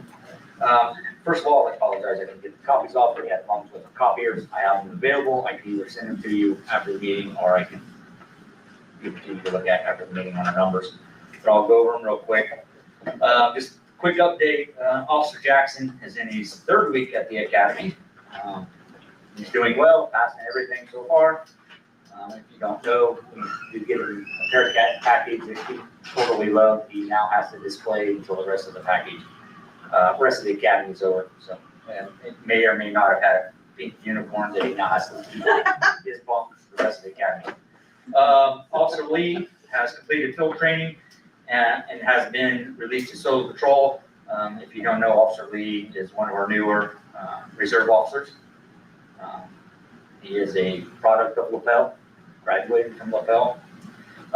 We are completing the background on a new reserve hire.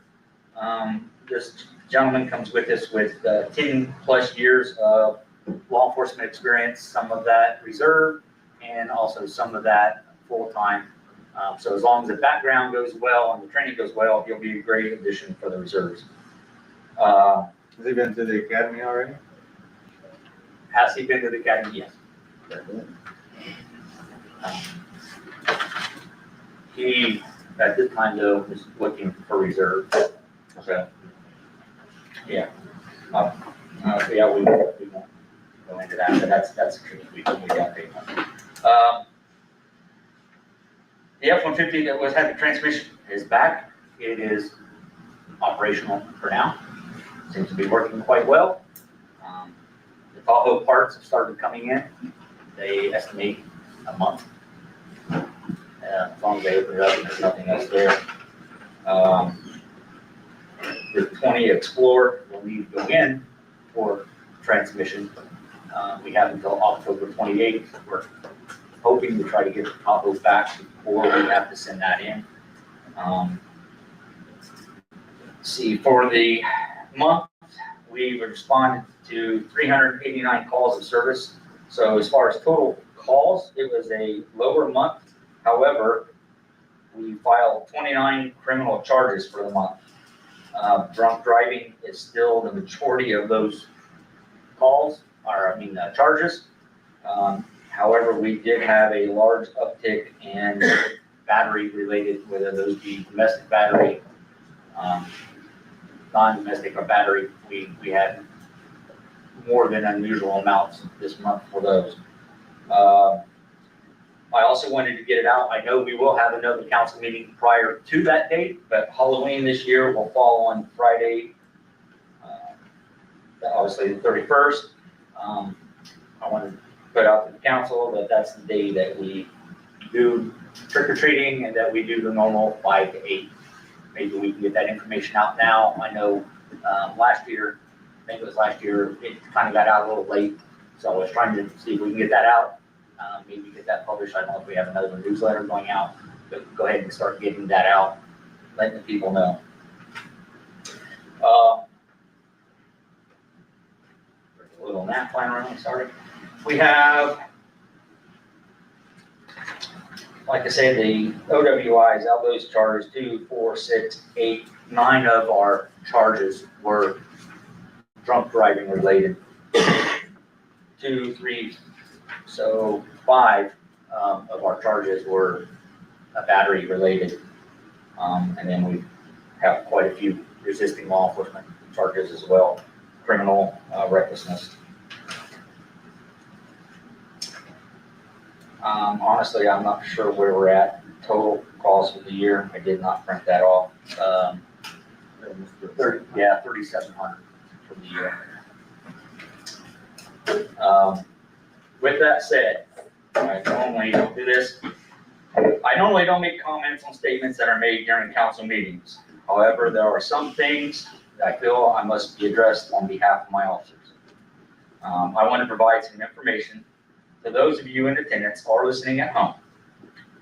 The Lapel Police Department is responsible for providing services and patrolling an area that is approximately 10.5 square miles. To put that in perspective, you could place the city of Elwood, the city of Alexandria, and the town of Ingalls inside the town limits of Lapel and still have 0.5 square miles left over. This area is covered by 1 and sometimes 2 officers, depending on the time of day. We have overlaps on day shift and we have some overlaps on evening shifts. The town of Lapel is the 3rd largest by area, not population, incorporated municipality within Madison County, with only the city of Anderson and the town of Pendleton being larger incorporated areas. It may have been implied that there have been areas of downtown that an officer has not been seen for an extended period of time. I want to emphasize that the taxpayers who live in the newer annexed areas of Lapel rate the same protections, patrols, and services as those that live in the more condensed downtown area. With the size of the patrol area we are responsible for, there are going to be times that we may not go down a specific road or be seen in a specific location for multiple hours. That doesn't mean we are not actively patrolling and protecting our residents.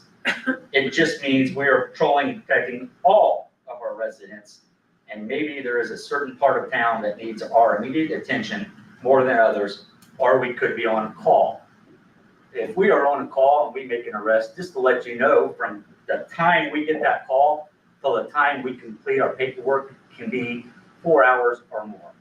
Time we get them to the jail, we get them booked in. We now have to go get a medical release because the jail won't take them. We've got to come back. Now an officer has to do 3 hours worth of paperwork. We don't have detectives. We don't have secretaries that help us.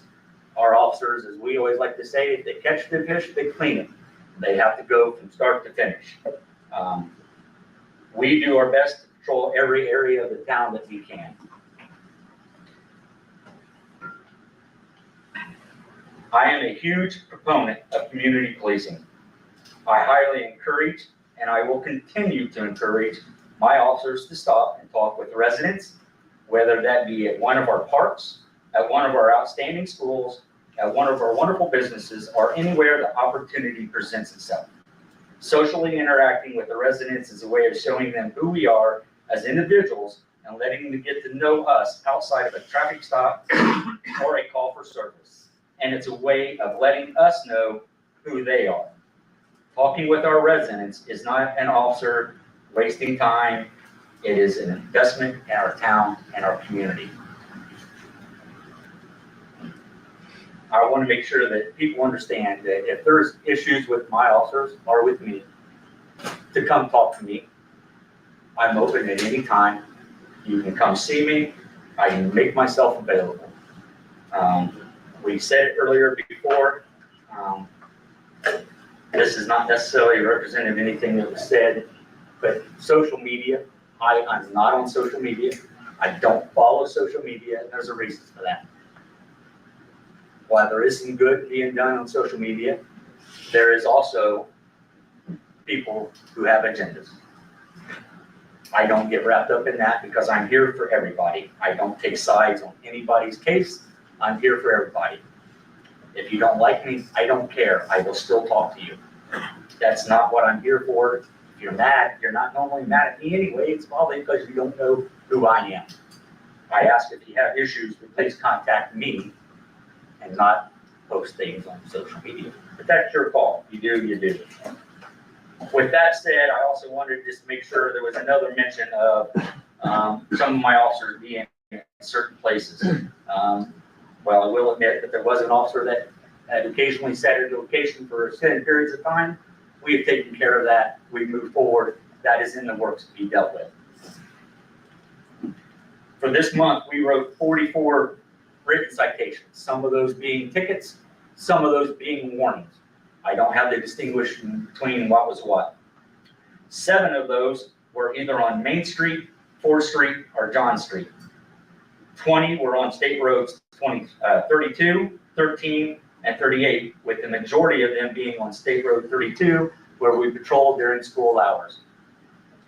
9 of them were on the annexed county roads.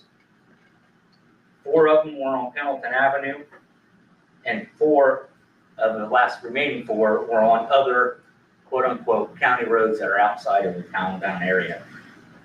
Kind of shows that we do a little bit of patrolling everywhere. If you have a problem with an area that's being patrolled, contact me, and we will have officers enforce it in that area. Any questions from the council? Thank you. Thank you and your officers, Chief. Planning, that's me. We had no new business, no old business. So I've got the planning.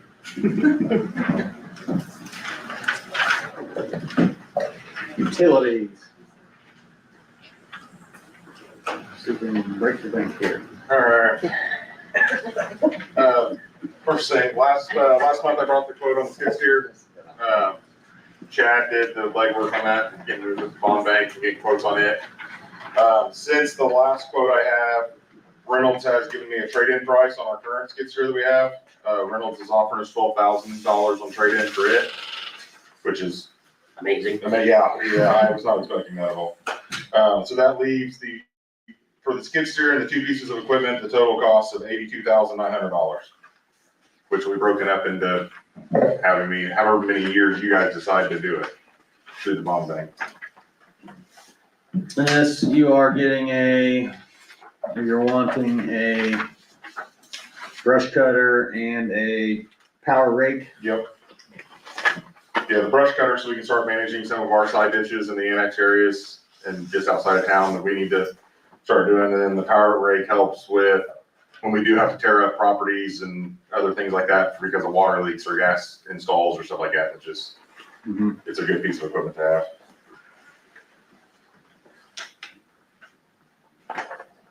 Does anyone have any questions on that? Looks like we have 3 options on financing. Well, this is a lease to purchase. Yeah, at the end of the lease term, we own the equipment. We have a 3-year. I'm assuming this is a yearly payment, $29,000, just over $29,000. 4-year at just over 22,000. And the third option is a 5-year at just over 18,000. Brian, may I speak? You sure may. Just to let you know, we did pay off the big dump truck, August the 1st. And that payment was twice a year at $18,000, just so it kind of gives you a reference to go by for whatever you decide to do. So we could do the 3-year, please. It's not a huge difference in interest rate, I don't know if it'll push up to 5. I do have a question, Brandon. Is there, that would go into this, what maybe we would choose as far as years? What else does the utility department need? I know you've got a long list. What immediately? What next? The next immediate thing would probably be another truck or two. I mean, our trucks are older. Pickups? Yeah, the pickup trucks, yeah, just the utility trucks. With having the big dump truck, the new little dump truck, the backhoe's, I think, 7 years old or 8 years old, so it's getting there. We spent a little bit of money on it this year with maintenance and things that have happened because it is older, but I think we get a little bit more time out of it. Right now, the biggest thing I would think would be pickup trucks. I mean, we've thought about the idea of getting like a side-by-side would be nice to be able to like plow and salt like sidewalks or just go out and do meters and stuff, but a pickup truck is really where we're spending the most money on repairs. And you use those for plowing as well? Yeah. Okay, that's just a little food for thought. Like I say, yeah, you have one truck that is way past its prime. The lawnmower truck. Yeah, the mower truck, yeah, that was, and then Mike's, the next newest truck after that is Mike's, which is a 2012. The other two are 2015s. So. They're coming. Yeah. I will make the motion to purchase the new track skid steer at the 5-year term at $18,181.59 a year. Second. Brian, Yes. Lindsay, Yes. Roger, Yes. Chad. Yes. All right, next thing, as you know, Brockway is a big contributor on how our water capacity and usage is. I'm trying to figure out, they use so much water that it's hard for me to tell if we have a water leak or if Brockway's using water. You know what I mean? Like, so I talked to Utility Supply, about getting a new meter for Brockway. Basically it's a Neptune meter, which is what we're switching all the new ones to. It records every 6 hours. So from 6 PM to midnight, it records. And then I can go in and look at that and break it down to every 15 minutes of how many gallons they used. So live data is kind of an expensive thing now to like get on there and actually like look at it live. But to be able to break it down in that much, I think that would help us figure out at what times are they using it. You know, because like on the weekends, our water usage drops a lot. And then it seems like Tuesday or Wednesday, Thursday, it skyrockets and then it drops again. So we need to be able to tell if there's a way, if it is Brockway that's using that much water. So yeah, this meter, basically it runs off a cell signal. So like when we go to read meters, nobody even has to read it. Teresa can just click on her computer and it shows the reading and it's there. But for the meter and then the cellular point of it is $4,926.54. And that's with the town utility installing it. And this is the meter and the cellular. Yeah, it's a big 4-inch meter. They have a pretty good sized meter out there. But I mean, with Brockway's latest bill, we could buy, I could buy 1,000 of these. I mean, I think that they use so much water in the last 2 months. I'm waiting to download the meters from this week to see. I did go talk to them today and they were like, yeah, we've been using a lot of water. And I'm like, yeah, I need you to pay for it. So needless to say, I'll have a deposit into the checking account either tomorrow or Monday. They've already sent me. That's enough to pay the skid steer off. Yeah, I mean, their total for 2 months was almost $250,000. Well, let's get one and then a backup. Just if it doesn't, if it goes out, it doesn't stay. I will make the motion for the 4-inch water meter for Brockway. So, good, right? Who wants that? I'll second. Brian, Yes. Lindsay, Yes. Roger, Yes. Chad. Yes. All right, now on the sewer. I think I'm hitting every department tonight. So the lift station at Main Street and the lift station at 300 use the same size pumps. Usually we have a backup pump. One of those went down at Main Street lift station. We sent it in. It was a while back. It took them a while to get it torn apart and see what it needs. I got a price on what it would cost to rebuild that pump. And then I got a couple prices on what it would be to just replace it with a new pump, and you're only $400 off of what it would be to buy a new one. And it's a lot better pump. I was gonna ask, is it a better pump or It the is, yeah. exact same? Yeah, the older pumps run at about 15 to 1600 RPM. This one's running at almost 1800. It's just, they got carbide steel blades in them. It's the cutter pumps, just like what we use. But for the new one of those was $4,950. And they have that in stock. There's no lead time on any of that, so. Is that something they keep in stock all the time? I don't know, because the one pump is what we usually use, and it's like a 3-week turnaround right now. So I don't know if it's one of those things, it depends on what they have at the time. But we like to have the spare pump just in case, because the lift stations are kind of like the water. If we get a lot of rain, it don't run off one. It's gonna take both of them. Mm-hmm. So that's why we like to have a spare that's around. Do we have a spare now, or is this No, the spare? this was the spare. We put the spare in down on Main Street, and now we sent this one in to get repaired, and he goes that. So. I'll make the motion to use, I don't know, the bottom one, the 4950. That pump. Yeah, Bar Misa. Misa. If that's how you pronounce Say it it. again. No, I'm not saying it again. I make the motion to approve the purchase of the The what? Bar Misa pump. There we go. I think you have to do one of these. Brian, Yes. Lindsay, Yes. Roger, Yes. Chad. Yes. Okay, and Teresa added the pictures that I took at West 650 South. We've had complaints out there of the road conditions, and when I went out there to patch the potholes, there's no road left to patch. And that's a newer road that was paved, but not that long ago. Yeah. Is this the road Shelby's on? This is the road that Shelby's on, and all this happened when 13 was shut down. This is going to the west, correct? Yes, From Shelby? from Shelby, yeah.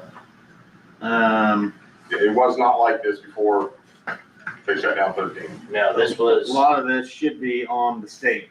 Yeah, Well, actually, every bit of that should be on the state. yeah, the unofficial detour. Yes. yeah, this was more of me just wanting to bring it to your guys' attention. Okay. Not wanting a resolution tonight on it, but it's pretty bad. They called, so we went and got asphalt, filled the hot box up, got out there. There's nothing to fill, there's nothing left, so, Yeah, it looks like it's alligator pretty good. yeah. You can tell it's just from the weight of those trucks. I mean, it's, Now, typically, they don't go out that way, or they're not supposed to go out that way. But you know, we technically have an ordinance of a 5-ton weight limit on that road, yeah, so. 13 being closed, they had nowhere else to go. Yeah, they had no. Okay, and then one final thing on the whole water side of it, I've been working with UMAC. I've gotten hold of Clint and IDM. We're gonna try to schedule some sort of town hall meeting where people can come and voice their concerns with, myself will be there, and UMAC, who's our licensed operator for the plant, trying to get IDM to see if they wanna get involved. It's just taking a lot to get it coordinated, to get everybody in the same room at the same time. So once I get that started, I'll let you guys know, we can get something scheduled. So, Thank you. yep, that's all I got, unless you got anything for me. I don't have anything, anyone else? Thank you, sir. All right, cool, thank you. Parks, I don't have an update. perfect. RDC, We met in our regularly scheduled meeting tonight. We completed, paying for monthly required, reporting. So, very simple meeting. We, go ahead. Next month you will, is the reporting requirement, so we'll need to be sure everybody can be there next month for that meeting. Yep. I have a quick question on that. Did you ever figure out if that open position is appointed or? And Alicia's bringing up the next thing I was gonna ask. Oh, sorry. We did discuss that, we still have the opening. We do not currently know, what political appointee, or appointer is for the position that we have open. It's my belief that it is a council appointment. So, we just have to go back and double check that with legal, I should be able to look in the minutes to see. find when that was, yeah. Yep. So once we confirm that, Just send I me a know text we with have. all the other stuff you want me to do tomorrow and I'll. Oh, you were to write this down? Alicia, are you interested in? Possibly. Okay. We'll see. I need to think about it. It's, But, well, it's a rough and tumble position, I tell you. Well, I've got some things going on. I need to see how it goes, but just keep me posted. Okay, What's the position? it's on the redevelopment commission. Open board spot, It's been open for, couple months, yeah. I know we put it out there a few times, so anyone watching, we have an open RDC position. What does RDC stand for? Redevelopment commission. Okay. All together. Some of the abbreviations are really easy. Administration. She's not here tonight. She didn't send me with anything. I do have one item, at her behest. This would be the second round of emails, on the Microsoft account with the new, .gov. We need 20 additional licenses to finish out all town employees. This is 5 full licenses and 15 of the web only. It is a one-time cost for 1 year of $2,081.60. And that will give us the ability to transition all remaining town employees, to the new .gov emails. That's all of them. That's all town employees. The only thing that does not include would be, Parks Board, RDC, planning, any of those folks. So that would be the final round if we move that way. Do we need to make a motion to go ahead and approve that? I will make a motion, to approve the purchase of the 5 full licenses and 15 web licenses for Microsoft, for $2,081.60. Second. Brian, Yes. Lindsay, Yes. Roger, Yes. Chad. Yes. She was the last meeting. Clerk treasurer report. Yeah. I have a couple things. I'll make it quick. We got our letter for, South Madison Community Foundation.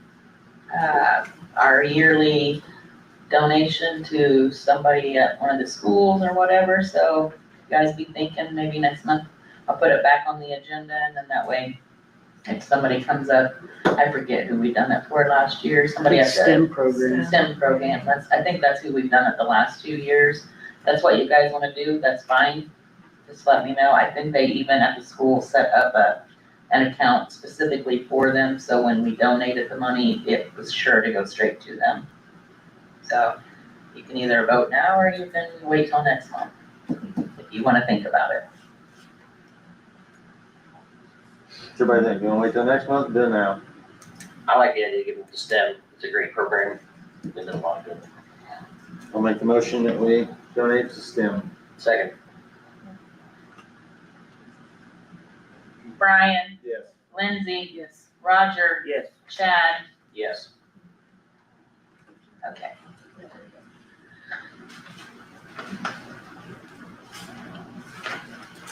Approval of claims. I'm Oh, not this is your done yet. department. All right, well, there's only one thing over there. Okay, I just wanted to, and I don't know whether you guys need to vote on this or not. I am working with Casey from State Bank. We've been working probably about a month and a half, trying to figure out the best way to set up our accounts. We're trying to get some interest-bearing accounts that will make more interest than what our accounts are now. We're gonna start the process of switching over.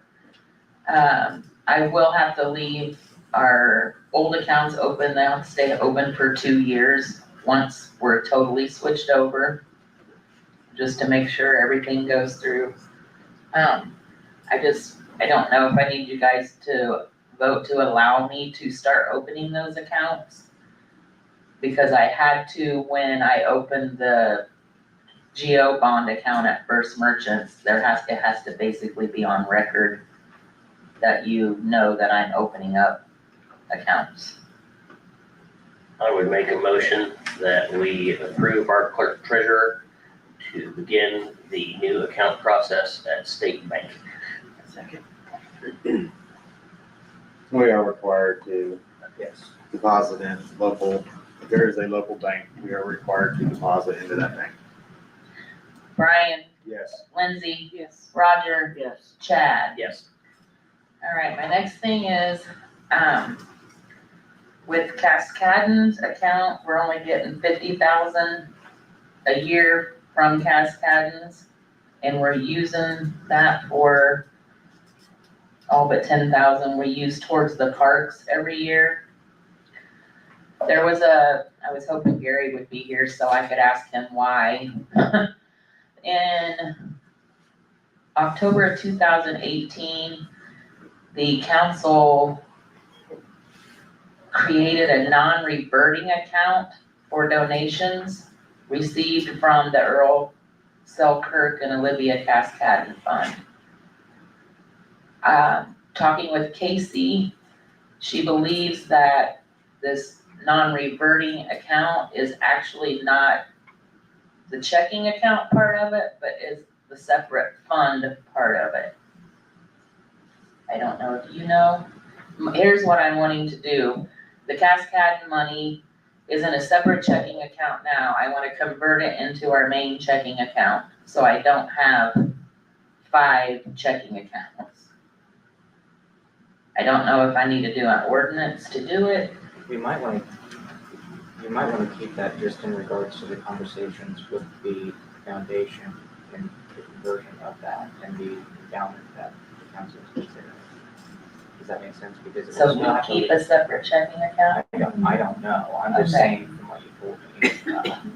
So the point is, there will still need to be a legal exchanging of checks or whatever that might be that will have to come out of a certain account. Obviously, that might be this account.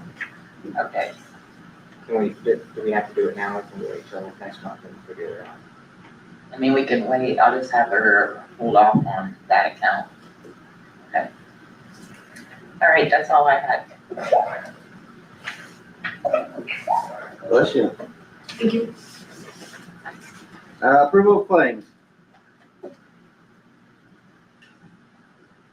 I'll make a motion to approve the claims as presented. I'll second. Brian, Yes. Lindsay, Yes. Roger, Yes. Chad. Yes. Approval of allowance dockets for August. This is the crazy thing where we have to redo the same thing again. Yeah, just broken down. I will make a motion to approve the allowance docket for August. I'll second. Brian, Yes. Lindsay. Yes. Roger. Yes. Chad. Yes. Let me say that in my sleep.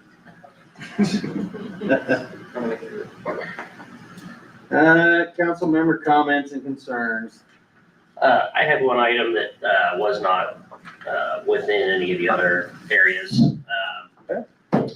The police department did have a pursuit with an accident. We were notified today that the truck will be totaled as a result of the accident. In the budget that will be presented for approval at next month's meeting, It does include, we put a vehicle purchase on hold until we were able to get to the budget. With being down a vehicle and having the ability to have one in our next cycle of purchasing, I would ask for permission to reach out for financing rates for either the replacement of the wrecked vehicle and the purchase of the next vehicle in the rotation.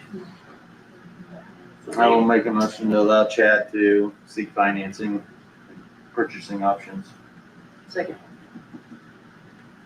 for the police vehicle. Brian, Yes. Lindsay, Yes. Roger, Yes. Chad. Yes. Anyone else? Ryan, I'm sorry, can I add one thing? You sure may. There's something I've got to add to my agenda. Last regular meeting, I brought up the fact that we were, the vest, I had 5 vests that needed to be ordered. I brought up that they had not opened up the grant for that. It does not appear that that grant's going to be open. Just information for the council. I'm working with my council liaison. We've got sizing, we've got quotes. We are going to have to go ahead and purchase those. We don't have a requirement. A, it's state law, and B, it's in our policy that we do it. They've reached their 5-year cycle. They're not expired. They'll just be going out of warranty, and our policy states that. I don't have the quote. I was hoping to have the quote here tonight. However, we don't really have an option. We're going to try to absorb it the best we can within our current budget. If we don't, I believe we're going to be able to, as Chad mentioned earlier, in November, request additional appropriation out of one of my other budgets. Just giving you a follow-up on that. We did have to purchase them. 1,200, 1,300. I think it's 1,200, 1,300 a piece. And they are actually a little bit better best than what we have. I won't mention anything on here for public, but the vendor that we're using, knowing that we are a small town, that we didn't get the grant, they are giving 10% discount off. The price that he quoted us could possibly come another 10% off because he is working with the manufacturer and trying to push really hard. Hey, this town really needs it. So we could get a little bit better vest and actually in the long run be cheaper than the vest that we just purchased. So just following up with it, we've got it. We're getting the measurements. When it comes, we'll go ahead and make the order. We're under $7,000, so we'll just figure out where it's at. I was just updating you since the last meeting when I talked about it. Thank you. I have a question. Yep. Since they've been hit as hard as they have with vehicle issues, do you think there's any way that we as a town could come together to possibly raise the $6,500 for these guys? That way they can do a vest and, we don't have to take that on as a budget. Maybe do a chili cook-off or something to where.